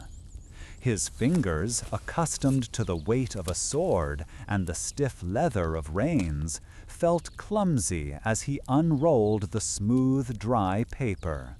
The scribe's hand was perfect, each Latin letter a work of art, elegant and precise. The elegance of the script only made the words themselves more brutal. The command was simple, direct, and left no room for interpretation. The city of Zeugma, which had briefly, foolishly, opened its gates to a Parthian raiding force before its swift recapture, was to be made an example of. The entire city council, 53 men whose names were listed below, were to be executed. Their family properties were to be seized for the imperial treasury. The message ended with a cold finality. See, this is done without delay. The security of the East depends on it. Lucius let the scroll roll loosely in his hands. The papyrus felt heavier than lead, weighted by the lives it condemned. He rose from his chair and began to pace the mosaic floor. The smooth, cool tiles, a familiar comfort that offered none now. He could picture the faces of the men on that list. He had met them himself not 3 weeks ago in this very building. He remembered their leader, a merchant with gray in his beard named Seleucus, who had argued passionately that their city had not welcomed the Parthians, but had simply yielded to an overwhelming force to avoid a massacre. Lucius had listened, and he had believed him. He had seen the terror in their eyes, not the defiance of traitors. He had given them his word, the solemn promise of a Roman legate, that if they swore renewed loyalty and provided supplies for his legions, Rome would show clementia, the celebrated virtue of mercy. That promise now felt like ash in his mouth. He had given his word in the name of Rome, believing he represented its strength and its justice. But the scroll on his table represented a different Rome, one of power that was absolute, distant, and unforgiving. He walked to the window and looked out over the city. Thousands of small lights twinkled below, each one a home, a family, a life that continued in blissful ignorance of the judgment that had been passed down from a palace hundreds of miles away. The emperor had never seen this city, never met its people. To him, it was merely a name on a map, a piece in the vast game of imperial security. For Lucius, it was a community of real people, whose fate now rested entirely upon his actions. His mind raced through the impossible choices before him.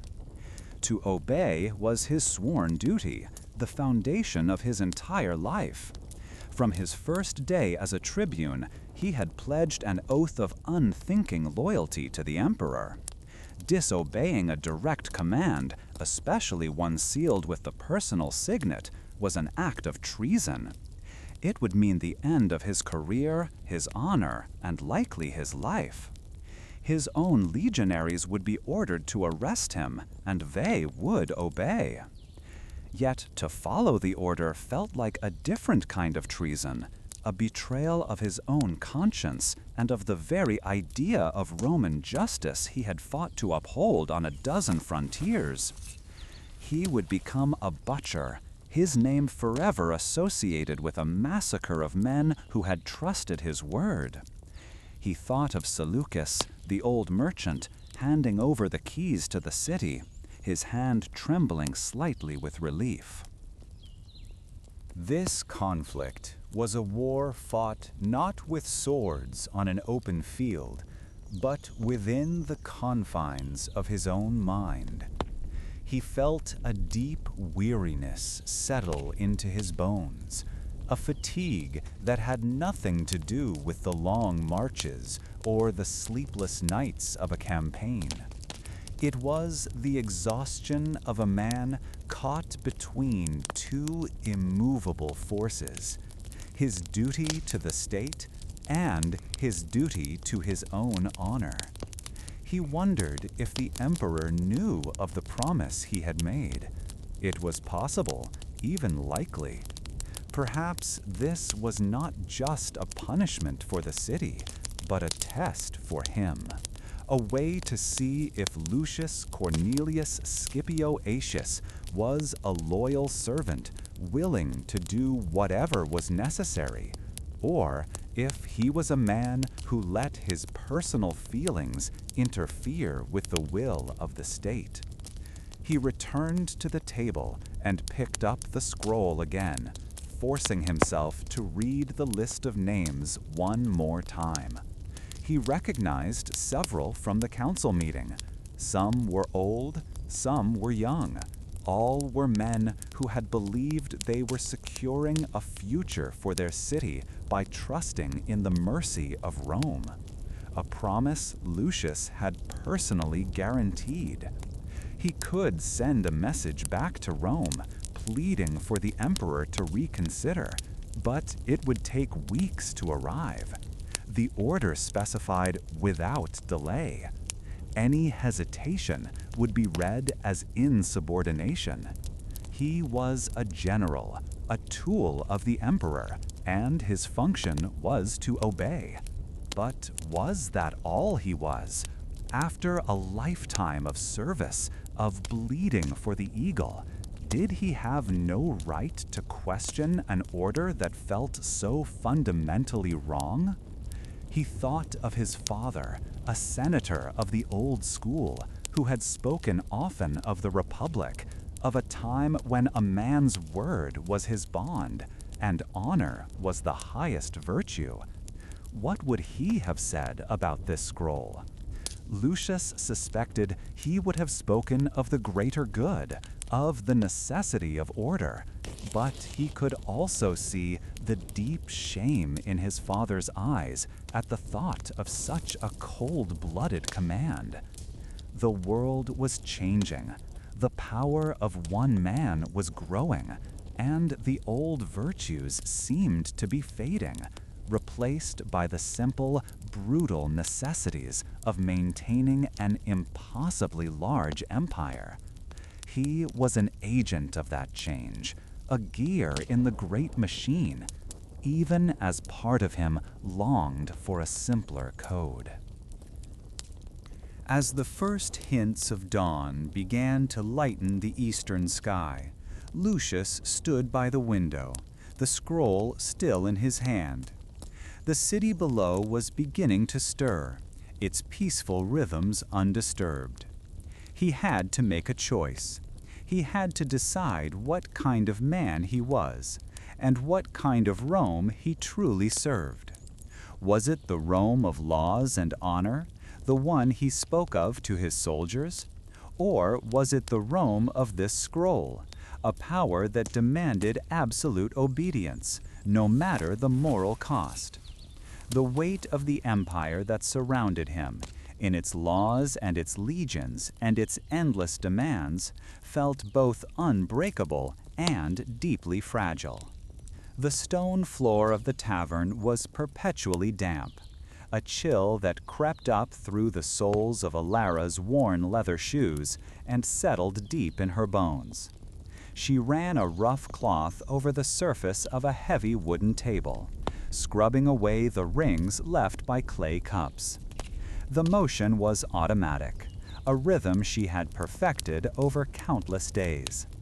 Outside, the steady drizzle of the Britannic morning had softened the hard edges of the world, turning the distant hills into gray smudges against a paler gray sky. The only sharp thing in her world was the road that ran past her door, a straight, unyielding line of gravel and packed earth that cut through the landscape like a fresh wound. It had brought customers, men with loud voices and heavier coin purses than she had ever known, but it had also brought a constant, low thrum of tension into her life. This new road was the reason for her tavern's existence. Before its arrival, this spot had been nothing more than a gentle slope of grass and bracken where sheep grazed. Now it was a vital artery for the occupiers, and her small establishment was a tiny node upon it. She served the soldiers their watered wine and thin mutton stew, her face a carefully constructed mask of neutral service. They called her by a shortened, clumsy version of her name that sounded harsh in their Latin tongue, but she always nodded and smiled. Today, a small patrol sat hunched near the fire, their wet wool cloaks steaming and giving off the scent of damp animal and wood smoke. They were not talking of battles or glory, but of something more frustrating, a war fought against whispers and shadows. One of the soldiers, a young man from Gaul with a fresh scratch on his cheek, complained loudly. He spoke of a supply wagon found axle deep in mud, its cargo of grain sacks slashed open, and its guards simply gone, vanished as if the mist itself had swallowed them. There were no bodies, no signs of a fight. Just an unnerving emptiness where Roman soldiers should have been. His companion, an older, more cynical man from Hispania, grunted in agreement. He muttered about the farmers they passed every day, men who would smile and offer a drink of water from their well, only to melt into the woods at night, their scythes and hunting spears turned to a different purpose. Listening to them, Alara felt a familiar knot tighten in her stomach, a feeling of being balanced on the edge of a sharp blade. She heard these stories from both sides. The Romans spoke of treacherous phantoms who struck and disappeared, disrupting the orderly world they were trying to build. Their frustration was a palpable thing in the small tavern, a source of bitter jokes and muttered curses. Then, later, when the soldiers were gone and the locals gathered, she would hear the other side.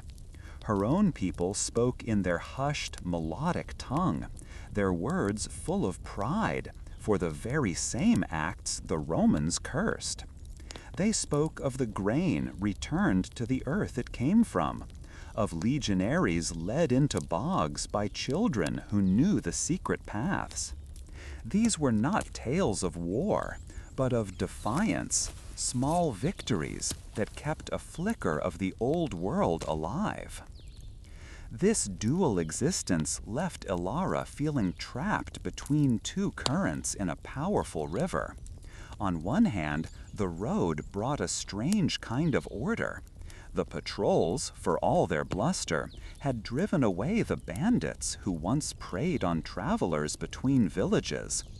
She could buy salt from traders who came from beyond the sea, a luxury her mother had never known. The coin she earned was real and heavy in her hand, enough to buy better cloth for her son's tunic, and a real iron pot for her hearth. Yet this stability came at a price she felt every single day. It was the price of a bowed head, of a feigned ignorance, of pretending not to understand the meaning of the dark looks her kinsmen gave the soldiers' backs. The patrol eventually paid with a few small bronze coins, which she swept into a wooden box and pushed their way back out into the persistent drizzle. The tavern felt strangely quiet in their absence, the silence amplifying the soft hiss of the fire. Ilara began to clear their cups, her movements slow and deliberate. She wondered, as she often did, if this new life was sustainable. Could her people truly live alongside these powerful invaders, picking at the edges of their authority forever? Some elders argued for acceptance, for learning the Roman ways and finding a place within their world. Others, mostly the young and the angry, spoke of driving them back into the sea, a dream that seemed as fanciful as catching the moon in a net. As she worked, her cousin, Bran, slipped in through the back entrance, his movements quiet as a hunting cat. He was one of the angry ones, his eyes holding a permanent fire. He brought with him the smell of wet leaves and damp earth. He did not greet her with words, but with a slight nod toward the road, a question in his eyes. She understood him perfectly. Had the patrol spoken of the missing guards? She gave a tiny, almost imperceptible shake of her head. They knew nothing certain, only that the men were gone. A flicker of triumph crossed his face, and it made her heart ache. He saw victory. She saw a debt that would one day be collected in blood.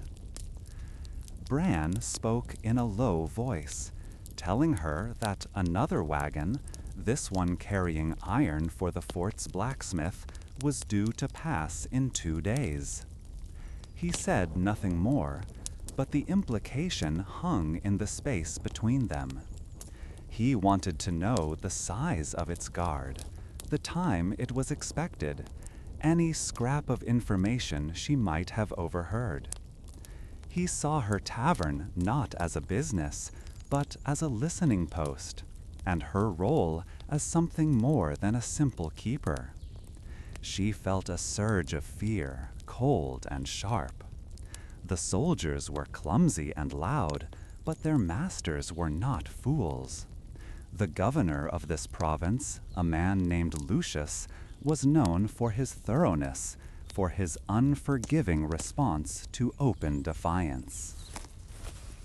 Before she could form a reply, the tavern door opened again, casting a rectangle of gray light onto the floor.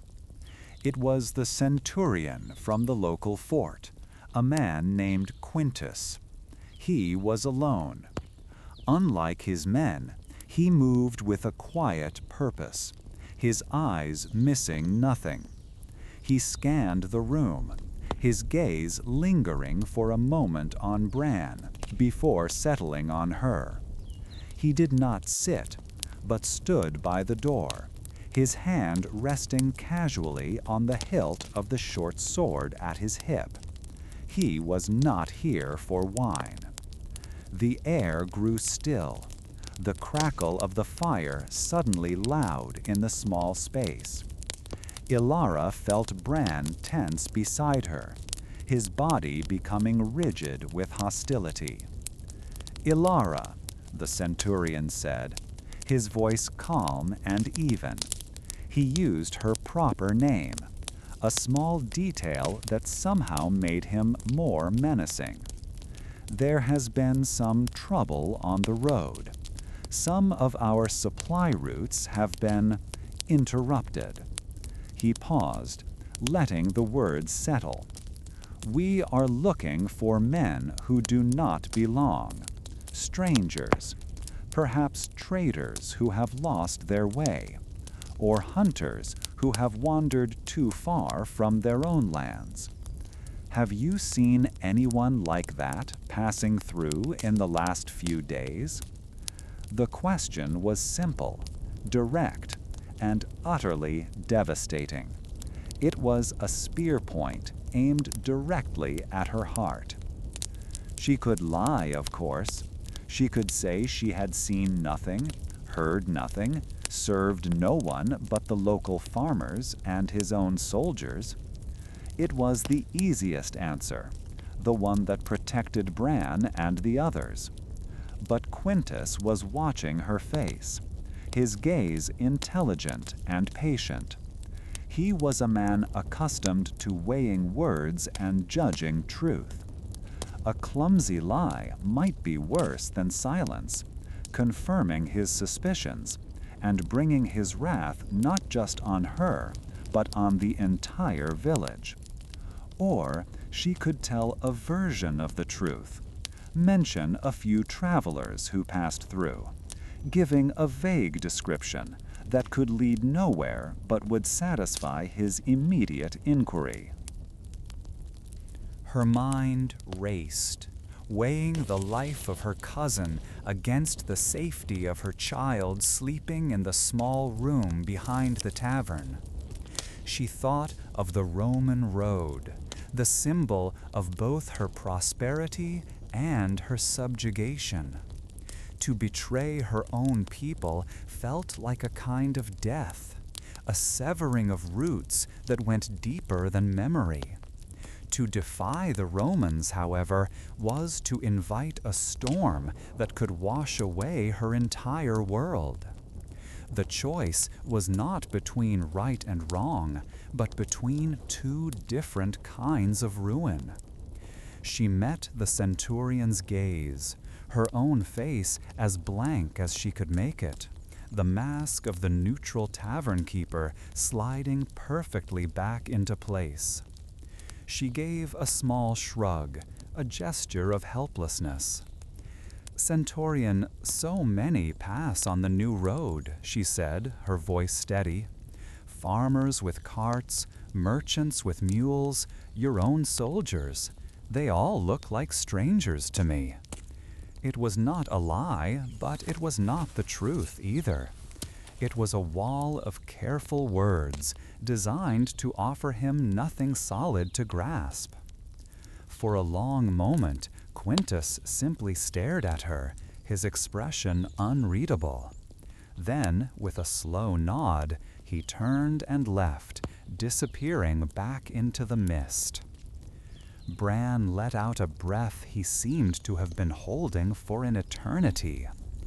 The immediate danger had passed, but Ilara knew it was only a temporary reprieve. In the growing twilight, she carried the day's heavy silence into the small room where her son slept, the weight of her choice settling upon her like a second cloak. The ship from Brundisium arrived with the morning tide, its sails a familiar white triangle against the deep blue of the eastern sea. It carried grain, new recruits, and, most importantly, the leather satchels of the imperial post. For Lucius Cornelius Scipio Aetius, now in his late 50s and governor of this sun-scorched province, the arrival of the mail was a routine interruption. He sat at his large cedarwood desk, reviewing tax receipts from a local magistrate, the neat columns of figures a familiar comfort in their predictability. An aide entered, placed a single slender scroll on the desk, and withdrew without a word.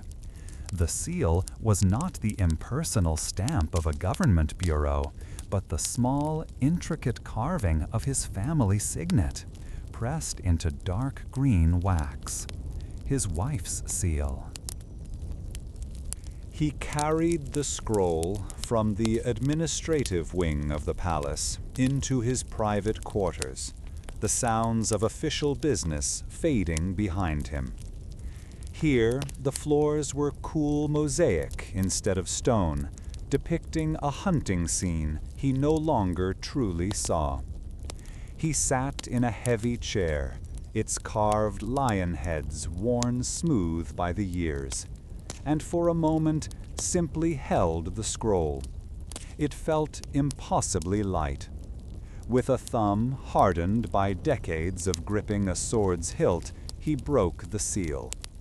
The wax crumbled, releasing a faint scent of the oils his wife favored, a smell of home that was now so distant it seemed to belong to another man's life. He unrolled the papyrus carefully. The script was hers, elegant, precise, a reflection of the woman he had married so long ago. But the words themselves were stark, brutal, and stripped of all grace. His son, Lucius the Younger, was dead. A fever, she had written, that had swept through their neighborhood in Rome, sparing neither the slave nor the senator's child. The words blurred. He read them again, and then a third time, as if repetition could alter their meaning. There was no grand speech, no enemy to vanquish, no strategy to devise. There was only a hollow space opening inside his chest, a vast, silent emptiness where a part of his life had been. He felt no tears, only a profound stillness, as if the world had suddenly ceased to move. The letter, penned by a woman consumed by grief, fluttered in his hand, which had begun to tremble almost imperceptibly. He clutched it tighter, the sharp edge of the papyrus digging into his palm. His gaze drifted from the horrifying words to the objects that defined his world. On the wall opposite him hung a detailed campaign map of the Parthian frontier, its rivers and mountains marked with tactical notations. Beside it, pinned to a board, were lists of legionary strengths, cohort by cohort, their numbers meticulously updated. On a side table lay architectural plans for a new series of forts along a disputed river valley. For these things, for this map, these lists, these plans, he had traded his son's life. He tried to recall the boy's face clearly, but the image that came was of a small child, no more than 7, waving from the docks at Ostia the last time Lucius had sailed for a foreign command.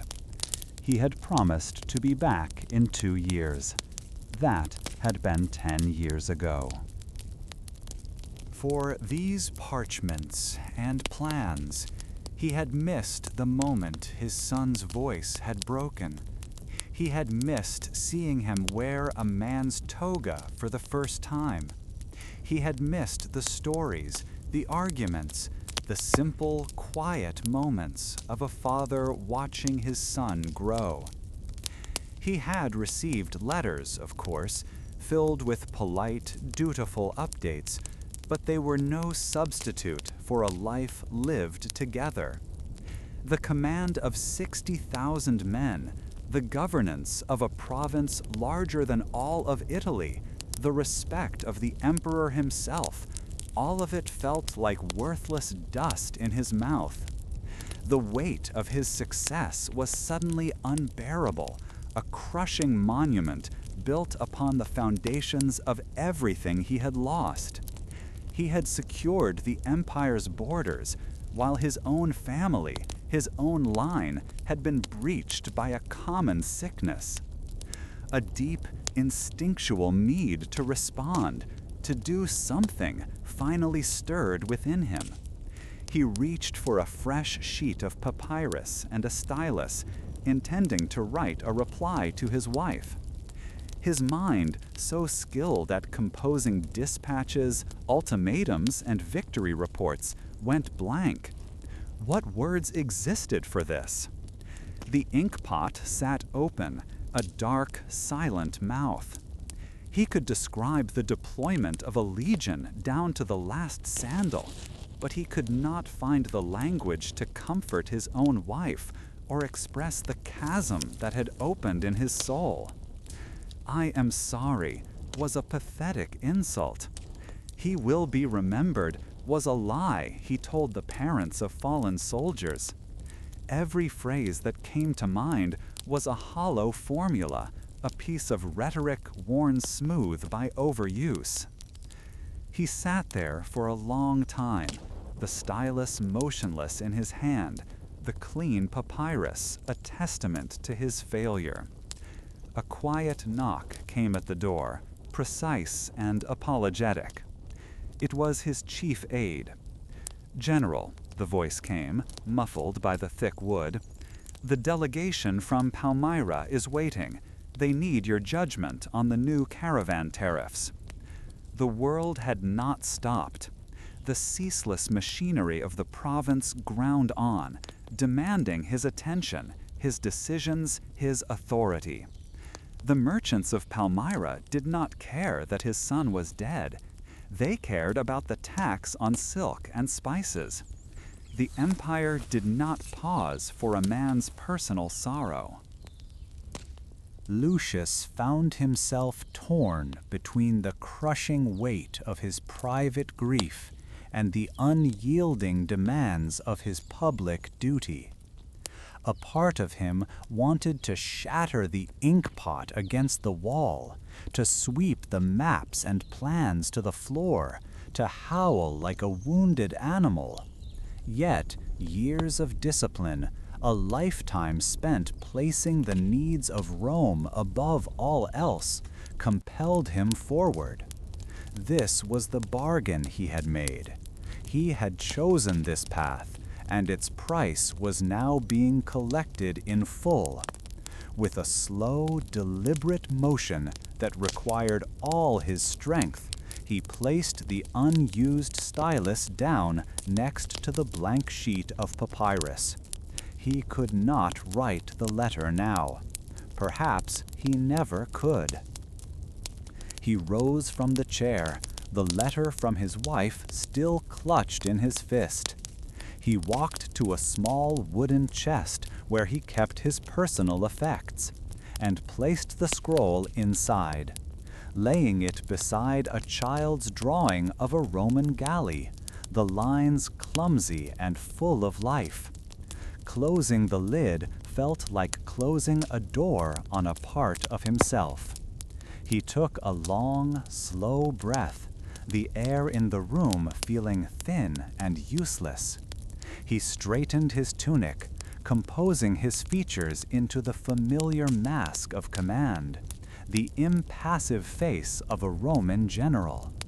The moment for personal grief, fragile and fleeting, had passed, lost to the endless, grinding needs of the world he had helped to build. When he stepped out of his quarters, his face was calm, his voice steady as he gave instructions to the waiting aide. No one would have known that the world he commanded had just been broken in two. The general walked back toward the administrative hall, leaving the quiet room and its unsent letter behind him. Tomorrow, he knew, would bring its own dispatches and its own demands. Demetrios, the Greek doctor, the medicus, as the Romans called him, began each day with the same ritual. He would wash his hands and face in a basin of cold water, scrubbing with a harsh lye soap until his skin felt raw. It was less about cleanliness, an idea he only vaguely understood, and more about separation. He was trying to wash the previous day away, to create a fragile barrier between himself and the tide of sickness that waited for him just beyond his tent flap. The water did little to remove the phantom smell that now clung to his clothes and hair, a sour, metallic scent that was the very essence of the affliction. He tied back his hair, took a deep breath that did nothing to steady him, and stepped out into the gray morning light of the camp in Pannonia. His world had shrunk to the long, hastily erected hospital tents. Inside, the familiar order of a Roman legion had dissolved into a landscape of human misery. Men who had stood unblinking in the face of a cavalry charge now lay on straw pallets, their powerful limbs rendered useless. The air was a cacophony of groans, fevered muttering, and a sound that haunted Demetrios's sleep, a deep, wet cough that ended with a pained grunt. This was the red cough, the soldier's name for the pestilence, for the simple reason that what they brought up from their lungs was stained crimson. Demetrios moved from man to man, his leather satchel of tools and herbs feeling impossibly light, impossibly useless. He felt the forehead of a young Iberian auxiliary, the heat so intense it was like touching a heated brick. The boy's eyes were glassy, unfocused, and he did not seem to recognize the doctor beside him. Demetrios tried what he knew. For one man, he mixed a bitter draught of willow bark to fight the fever, knowing it would offer only fleeting relief. For another, he applied a poultice of boiled mallow root to a chest that heaved with effort, a folk remedy his grandmother had taught him. He saw a small carved figurine of Jupiter clutched in a centurion's hand, and found himself whispering a silent prayer to Asclepius, his own god of healing, feeling like a fraud as he did so. He knew, with a cold certainty that settled deep in his gut, that none of it was working. He was like a man trying to dam a river with his bare hands. Some of his assistants argued over the cause. One swore it was the unhealthy air blowing from the southern marshes, while another insisted a local spring had been cursed.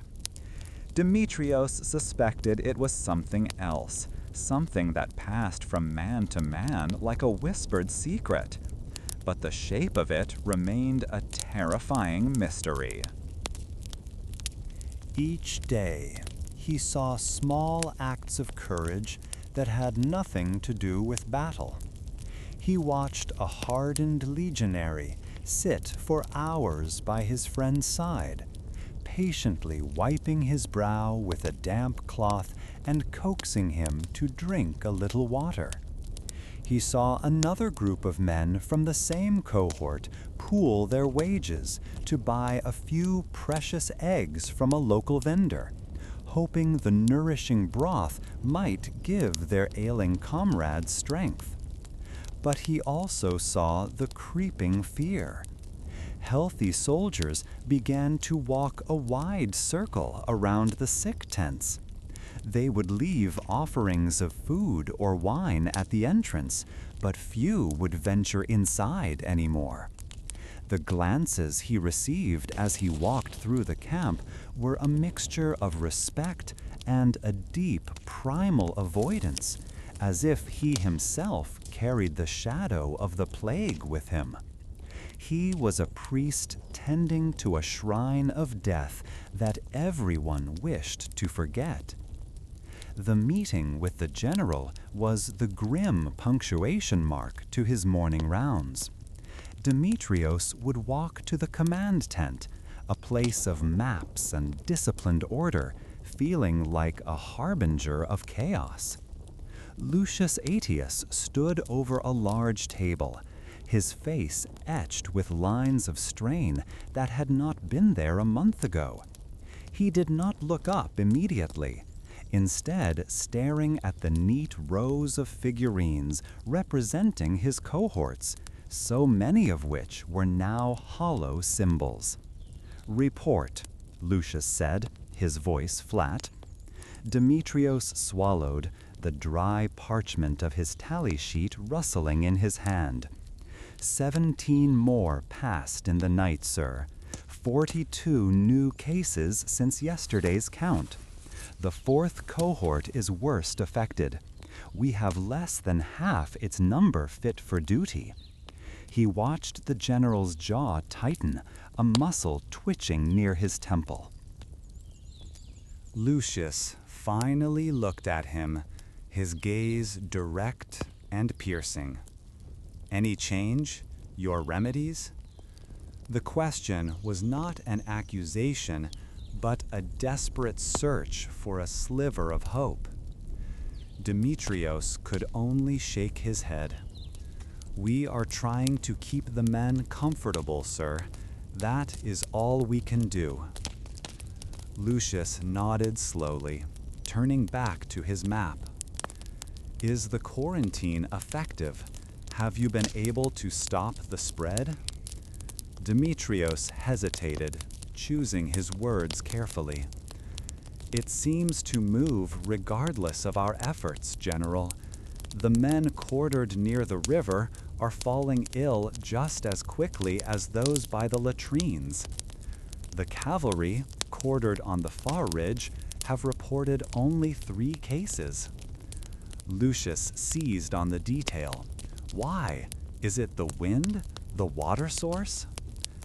The general, a man used to finding logical cause for every effect on the battlefield, was trying to wage war on an enemy with no battle lines and no discernible strategy. Demetrios knew there was no good answer to give. The truth was a void of ignorance. "I cannot say, sir. Perhaps their distance grants them protection." He saw the frustration in Lucius's posture, the clenching of a fist.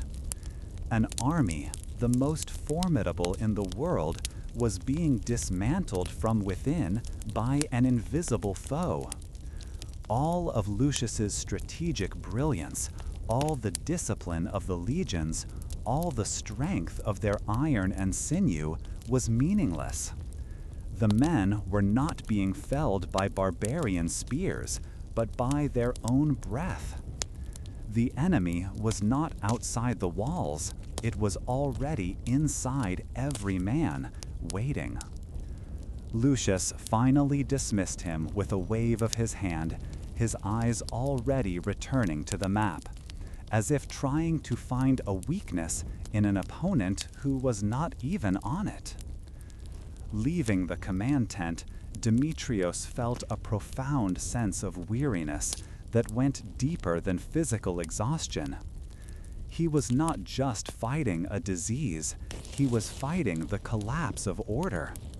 The precise, clockwork routine of the camp was breaking down. Sentries were found asleep at their posts from exhaustion and fear. The drills on the parade ground were listless and sparsely attended. The army was rotting from the inside out, and he was the one tasked with measuring the decay day and agonizing day. A young soldier, barely old enough to have stubble on his chin, stopped him, his eyes wide with panic.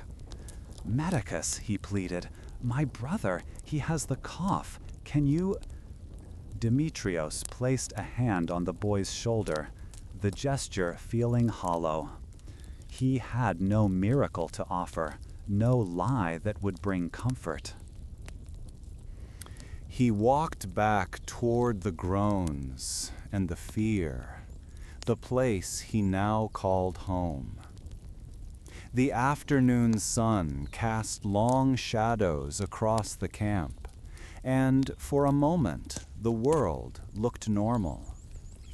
He could hear the distant ring of a blacksmith's hammer, the murmur of conversation from the healthier parts of the legion. But as he drew closer to his domain, those sounds faded, replaced by the relentless chorus of the sick. He paused at the entrance to the main tent, gathering his strength for the hours ahead. Across the encampment, the familiar sounds of a Roman legion preparing for the evening meal were a faint and distant echo, a memory of a world that no longer felt real. Flavius, an imperial envoy, whose life was measured in scrolls and sealed directives, watched the preparations with a practiced eye for waste and efficiency. For weeks, the frontier fortress had been transformed. Entire cohorts were tasked not with drills, but with smoothing the road that led from the provincial capital, their shovels and mallets moving with the same rhythm they used to build siege ramps. Inside the walls, barracks that had been merely functional were given a fresh coat of whitewash, their wooden shutters repaired and aligned with perfect symmetry. He saw legionaries, their hands more accustomed to the sword's hilt, carefully repainting the legion's insignia on every shield, the crimson and gold made brilliant under the eastern sun. All this effort, Flavius calculated, was for the benefit of one man's gaze, a testament to the immense gravity the emperor exerted even hundreds of leagues from Rome. When the imperial procession finally arrived, it was not with the thunder of cavalry, but with the quiet, shuffling weight of immense power. The emperor, old now, and leaning on the arm of his praetorian prefect, seemed a fragile figure amidst the polished muscle of his guard. Yet, as he stepped from his covered litter, a silence fell over the assembled officers, a quiet so deep that the jingle of a single harness strap seemed a great noise. Flavius observed Lucius Cornelius Scipio Aetius step forward. The general, master of this entire frontier, performed the ritual prostration with the correct deference. But when he rose, his back was straight. He met the emperor's gaze directly, a look of respectful welcome that held no hint of the fear Flavius saw in the faces of the men around them. The inspection tour that followed was a masterclass in subtle interrogation. As they walked the newly cleaned ramparts, the emperor pointed not to the lines of scorpion bolt throwers, but to a distant village. "Do they pay their taxes willingly, General?" he asked, his voice thin but carrying. "Or does the presence of your legions encourage their generosity?" Flavius noted the question's design. It was not about logistics, but about loyalty, a test of whether Lucius saw himself as a conqueror or a governor. Lucius, without hesitation, gave a direct answer concerning crop yields and market stability, grounding his reply in the practical realities of provincial life. He presented himself as a steward of imperial interests, not a warlord hoarding power on the fringe of the world. Each of Lucius's responses was a careful brick laid in a wall of competence. He never offered flattery, a currency the emperor received so often it had lost all value. When asked about the cost of maintaining the frontier forts, Lucius presented a detailed accounting of grain shipments and repair expenses, demonstrating his command of details far below the concern of a typical general. Flavius, who spent his days reviewing such reports, recognized the depth of the man's knowledge. It was a display of utter control over his domain. This performance, Flavius mused, could be seen in two ways: as the mark of an irreplaceable servant of the state, or as the sign of a man who had grown too comfortable, too powerful in his distant command. The culmination of the visit was a full legionary review on the vast training field outside the fortress. Flavius took his place on the viewing platform, its wooden frame draped in expensive Tyrian purple cloth in the emperor's honor. The legions moved as one entity, a river of steel and leather. Thousands of hobnailed sandals struck the dry earth in perfect unison, a sound like rolling thunder that vibrated through the platform's timbers. Cohorts wheeled and reformed, creating complex checkerboard patterns and mock charges with a precision that seemed impossible for so many thousands of men. It was not a display of brute force, but of discipline, the very foundation of Roman military might, and Flavius felt a swell of pride in the sheer beautiful order of it all. At the height of the display, as a wave of auxiliaries flawlessly covered the retreat of a simulated heavy infantry line, the emperor leaned slightly toward Lucius. He did not raise his voice, yet every man on the platform strained to hear his words. "A fine show," he murmured, his gaze fixed on the field. "But such intricate maneuvers are easily shattered by a single determined barbarian charge. Simplicity has its virtues in war, General." The compliment was a poisoned dart, a quiet dismissal of the very complexity and skill being demonstrated. It was a suggestion that Lucius's strategies were mere pageantry, unsuited for the brutal realities of a true fight. A deep quiet settled over the platform. Every courtier and officer held their breath, their eyes shifting between the old emperor and the seasoned general. Lucius did not flinch. He kept his gaze on his men for a long moment before turning to his master. "Simplicity is for garrisons, Divine One," he replied, his voice calm and even. "The enemies on this frontier use the terrain itself as a weapon, and they require a more complex answer. The formation you see before you has proven its worth in 3 campaigns. It has broken charges that would have overwhelmed a simpler line." He had not been defiant, but he had refused to yield. He had defended his men, his methods, and his own record, answering the emperor's insinuation with undeniable fact. The emperor simply nodded, a slow, deliberate movement of his head, his expression unreadable. He made no further comment, instead turning to ask his prefect a question about the journey to the next provincial capital. The moment of tension snapped, and the flow of conversation resumed. Yet Flavius knew something had shifted.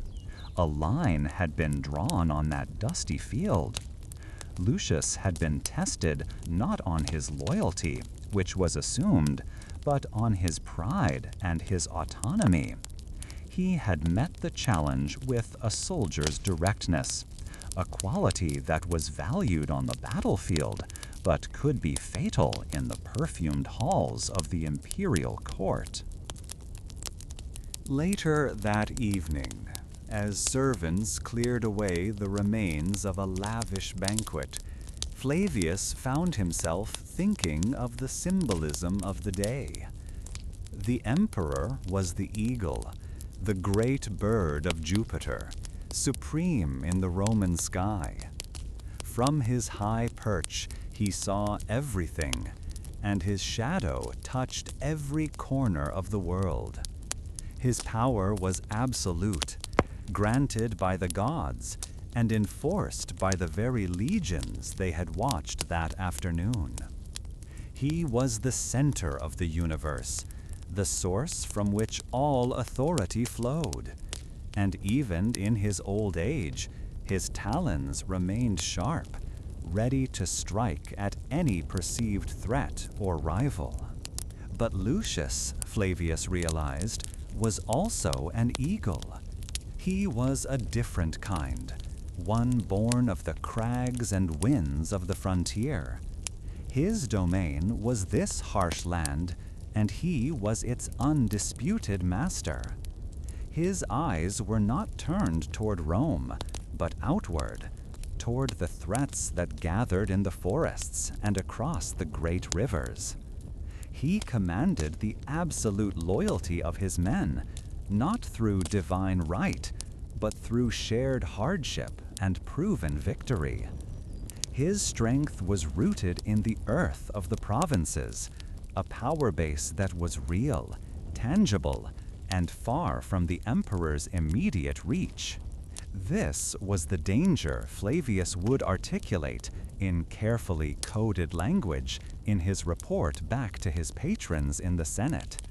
The empire could not long tolerate two such powerful eagles sharing the same sky.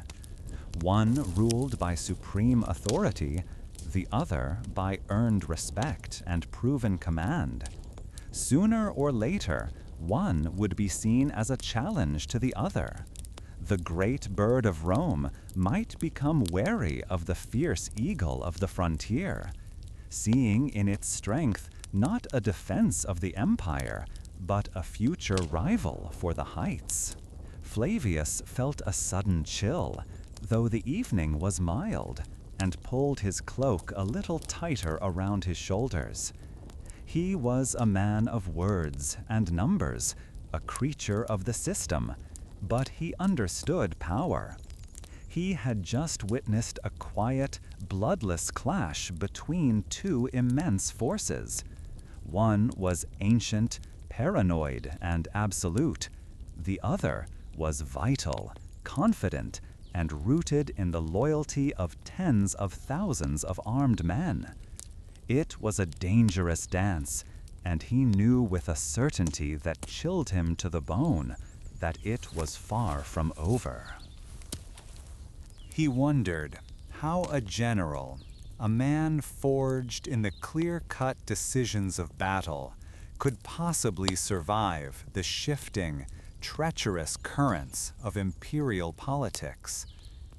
In a fight, the enemy was clear, the objectives known. Here, in this world of whispered words and meaningful silences, a friendly gesture could hide a dagger, and a compliment could be a sentence of death. The general had navigated the day with skill, but the emperor's memory was long, and his suspicions, once planted, tended to grow like thorny weeds. The faint, distant call of a lone trumpet, practicing its nightly signals, drifted through the window, a crisp sound of military order that felt fragile against the great, silent power that had descended upon the fortress. The clear note lingered in the quiet of his room as Flavius reflected on the precarious balance he had witnessed. Riding beside the old general was like riding alongside a living monument. Publius felt the dampness from the morning mist seep into the sleeves of his tunic, a constant chill that never seemed to leave these northern lands. He watched Lucius Cornelius Scipio Aetius, a man whose name was spoken with reverence from the Senate House to the farthest desert outpost.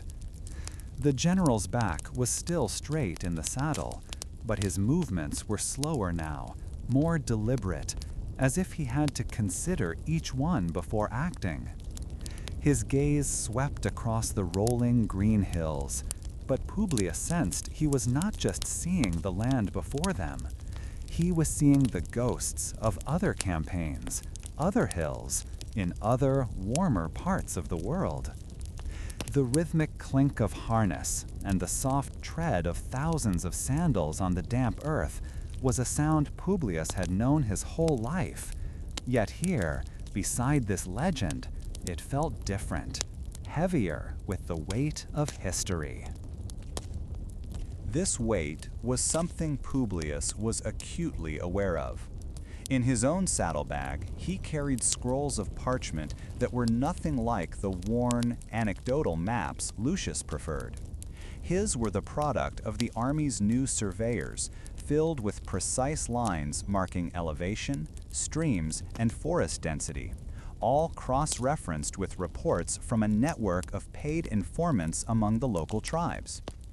As Lucius pointed toward a distant ridge, recounting a story of an ambush he had survived there 30 years prior, Publius found himself nodding politely while his mind traced a different path on his own map, a faster route through a valley the locals called the Whispering Pass.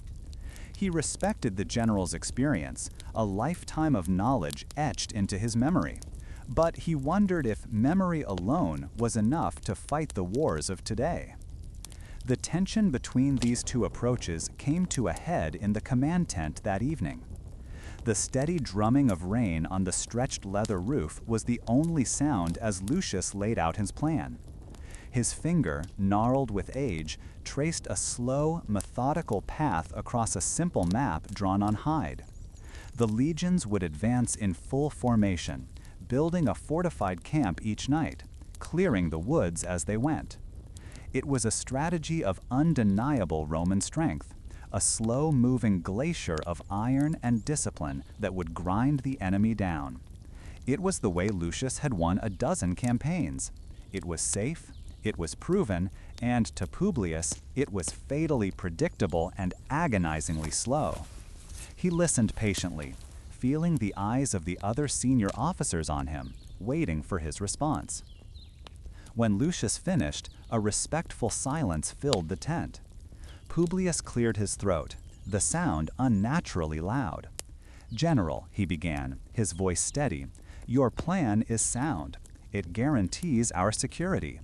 He paused, choosing his words with the care of a man disarming a trap. "However, my informants report the enemy chieftain is overconfident. He expects this exact approach. He plans to harry our flanks, bleed us with small attacks, and retreat before our main force can engage." He then unrolled his own, more detailed map, the crisp parchment a stark contrast to the general's worn leather. "I propose a different tactic.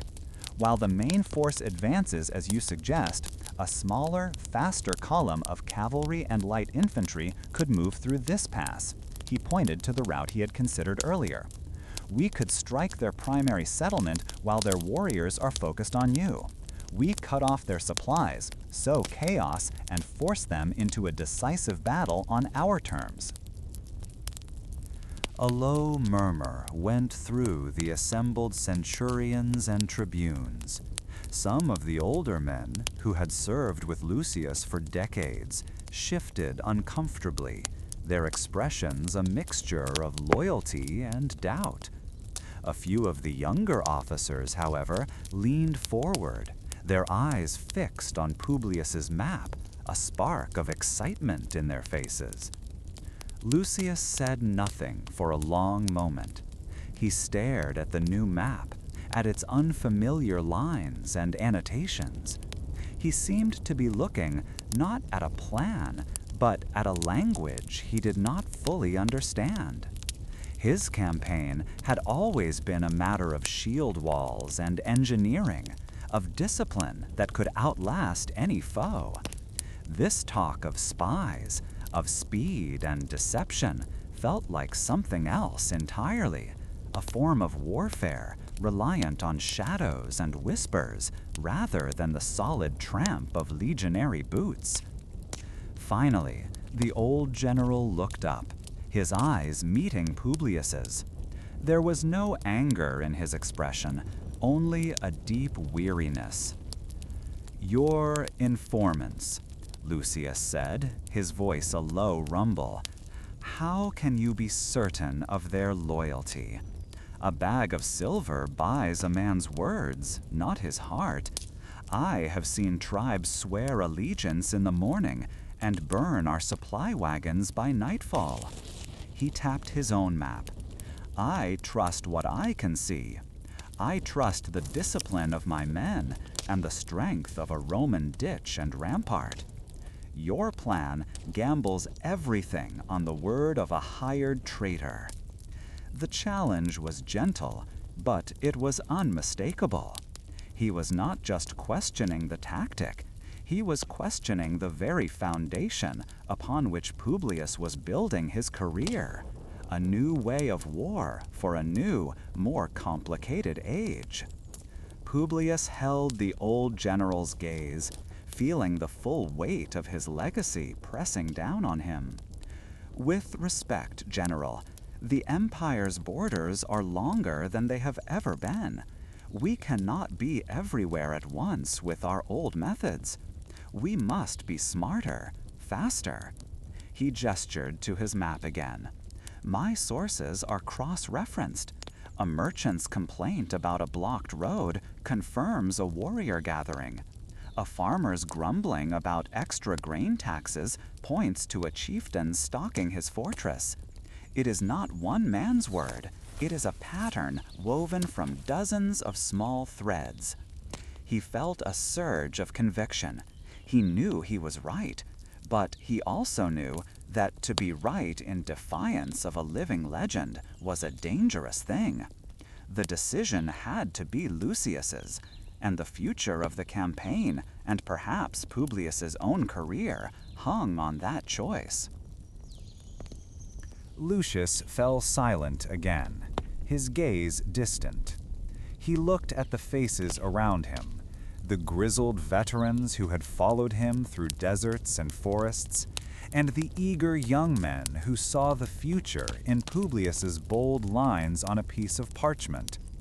He was the bridge between two worlds, and he seemed to feel the strain of holding them together. He picked up a small wooden legionary token from the table, turning it over and over in his calloused fingers. It was a simple carving, worn smooth from years of handling, a relic from a time when the world seemed simpler. The choice before him was not just about this one battle, but about the very nature of Roman power and how it would be wielded by the next generation. After what felt like an eternity, he placed the token down. "You will take 2 cohorts of auxiliaries and 4 wings of cavalry," he said, his voice devoid of emotion. "You will have 3 days. If you are not successful by the 3rd sundown, you are to withdraw and rejoin the main column. If you are discovered, if you are trapped, I will not risk the legions to save you from a foolish gamble." It was not an endorsement, but it was permission. It was a test. Lucius was giving him the rope, leaving it to Publius to either weave a laurel wreath or hang himself with it. Publius simply nodded, a knot of excitement and fear tightening in his stomach. The responsibility was now his. Later, alone in his own tent, Publius stared at his maps under the flickering light of an oil lamp. The lines and symbols seemed to leap out at him, each one representing a risk, a possibility, a choice that was now his to make. He could hear the low murmur of the camp settling down for the night, the distant call of a sentry, the soft drumming of the rain that had not ceased. He thought of Lucius, likely sitting in his own tent, surrounded by the ghosts of his past victories, trusting in the old, hard-won ways. Publius respected him, even felt a deep sense of awe for the man, but he knew, with the unshakable certainty of youth, that the world was changing. In the quiet of the night, with the weight of his first great command settling upon him, he could almost forget the immense pressure of the eagle's shadow in which he now stood. The stiffness in Lucius's knees was a more reliable measure of the time of day than any sundial. In the late afternoon, as the warmth began to retreat from the Tuscan hills, each step became a negotiation with old injuries. He walked the gravel path of his villa's garden, his hand resting on the warm stone of a low wall. The sounds around him were soft and predictable, the rhythmic bleating of sheep being herded toward their pens, the distant lowing of cattle, the rustle of a breeze through his olive groves. For years, his world had been defined by the sharp blast of a cornu, the legionary trumpet, or the thunderous crack of a battering ram against a wooden gate. Now, the quiet felt so deep it was almost a sound in itself, a constant presence he could not grow used to. This profound silence followed him from the garden into the cool, dim light of his study. The room was a museum of a life he sometimes struggled to recognize as his own. On one wall hung a map of the Germanian frontier, its edges frayed and its rivers faded. He traced a finger over the dark, sprawling patch of forest where the 17th Legion had nearly been lost so long ago. He did not remember the victory, but the damp, earthy smell of the woods and the cold dread he felt as a young tribune. Near the map, a polished drinking horn sat on a wooden stand, a gift from a Gaeton chieftain whose name he had long since forgotten. He remembered the smoky taste of the fermented milk he'd been offered in it, a test of trust in a roundhouse filled with scarred warriors. He held his stomach and smiled, playing the part of the unconcerned Roman, while his mind calculated how many men it would take to burn the settlement to the ground if the bargain soured. From these memories, his gaze drifted to the trophies arranged on a long table of dark cypress wood. There was a long sword with a rough, leather-wrapped hilt taken from a chieftain's hand in a chaotic shield wall clash. Lucius picked it up. Its weight felt alien now, a crude and heavy thing. He felt no pride in its capture, only a faint echo of the burning in his shoulder where the man's axe had struck his armor.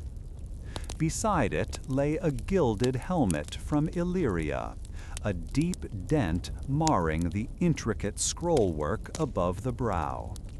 He remembered the engineer, Gaius, explaining with pride how the siege rams were constructed. He also remembered Cassius, the brave centurion who had argued for a direct assault on that very wall, and who later died at its base, his own helmet split open. Each object was a ghost, a marker not of glory, but of a debt that could never be repaid. The burden of these debts felt heaviest when his eyes fell upon a small, crudely carved wooden horse on a dusty shelf. It was the only toy his son had ever owned that he himself had held. A courier had brought it back from Rome, along with the letter from his wife. He remembered reading her words, so neat and orderly on the papyrus, describing the fever that had taken their boy. He had sat in his command tent, the sounds of a busy camp outside, and felt a strange, hollow calm.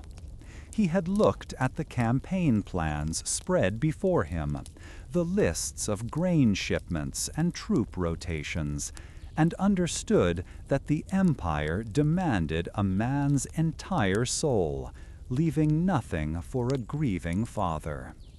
He had never written a reply, for what words could bridge the distance between a frontier province and a small, quiet tomb in the city? He turned from the study and walked out onto the portico as the sky began to bleed into shades of purple and orange. Below him, his estate was a perfect picture of Roman order. The fields were neatly plowed, the vineyards terraced with precision, the slaves' quarters clean and well maintained. This was the peace he had fought for, the civilization he had carried on the tips of spears and the edges of swords. Yet he remembered the imperial scroll, its seal commanding him to execute men to whom he had promised clemency. He had obeyed the order, and the trading city had fallen silent and compliant. Was this then what peace truly was? Was it the quiet of a well-run farm, or the silence of a terrorized town? He began to wonder if Rome was not a place at all, not the marble of the Senate House or the roar of the Colosseum, but an idea for which men were asked to sacrifice everything, including their own honor. As the air grew cooler, a servant approached and draped a heavy wool cloak over his shoulders without a word. Lucius nodded his thanks, his eyes fixed on the darkening horizon. From the valley, a shepherd blew a long, low note on a simple reed pipe to call in the last of his flock. For a fleeting moment, the sound caught in Lucius's mind and twisted into the familiar call of a military trumpet sounding the night watch. His back straightened instinctively. His hand moved to his hip, searching for the familiar weight of a gladius that had not been there for a decade. The sensation was so real, so deeply ingrained, that he felt a flash of surprise when his fingers met only the soft fabric of his tunic. The reflex was a part of him, a ghost limb that still ached for a phantom sword. He pulled the cloak tighter around himself, the moment passing as quickly as it had come. He was just an old man now, watching the stars begin to appear one by one. He had served emperors, some wise, some cruel. He had commanded legions whose names were now just stories told to recruits. He had expanded the borders of the known world and enforced its laws. But sitting there, with the scent of jasmine from the garden drifting towards him, he could no longer see the clear lines between victory and defeat, between justice and necessity. There was only a long, unbroken chain of actions and their consequences, stretching back into the shadows of a Germanian forest and forward into a future he would not see. He looked out over his land, this small piece of the world he owned, and wondered if it was all worth the cost. He thought of the young auxiliary scout, Viro, moving through the trees, and the grizzled centurion, Marcus, searching for a lost eagle. He remembered the parched lips of his soldiers in Hispania and the calculating eyes of the Gaytan chieftain. He saw the face of the young senator, Decimus, watching him in the Curia, and the exhausted Greek doctor, Demetrios, fighting a plague with herbs and prayers. They were all threads in the great tapestry he had helped to weave, a pattern of violence and order, ambition and sacrifice. He no longer knew if the final picture was beautiful or monstrous. The sounds of the farm faded into the quiet hum of the night. Lucius remained in his chair, a still figure in the growing darkness. He did not feel like a conqueror or a celebrated general. He felt like a relic, a stone worn smooth by a relentless rever. The life he had lived was not one of his choosing, but one that had been chosen for him by the needs of an empire that was always hungry, always expanding, always demanding more. The choices he had made along the way, to march forward, to negotiate, to obey, to sacrifice, were the only ones he felt he could have made at the time. Yet now, in the stillness, he wondered about all the other paths not taken. He closed his eyes, but the images did not cease. He saw the faces of the thousands of men who had followed him, their loyalty absolute, their trust a weight he carried even now. He heard their marching feet on stone roads, their shouts in battle, their quiet conversations around campfires. These were the echoes that filled his silence. They were the ghosts who shared his retirement, the constant companions of his final years. The memory of service had woven itself so completely into the fabric of his being that its absence felt like a wound, a final, quiet battle he was destined to lose. And so, our exploration of the Roman general's life comes to a quiet close for the evening. Picture the canvas walls of his command tent, where the great campaign maps are now rolled and the dispatches to Rome are sealed.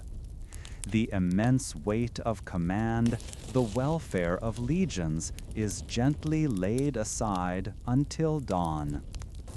Outside, the sprawling camp settles into a disciplined peace. The low murmur of thousands of resting soldiers, a sound of collective trust under a vast, silent sky.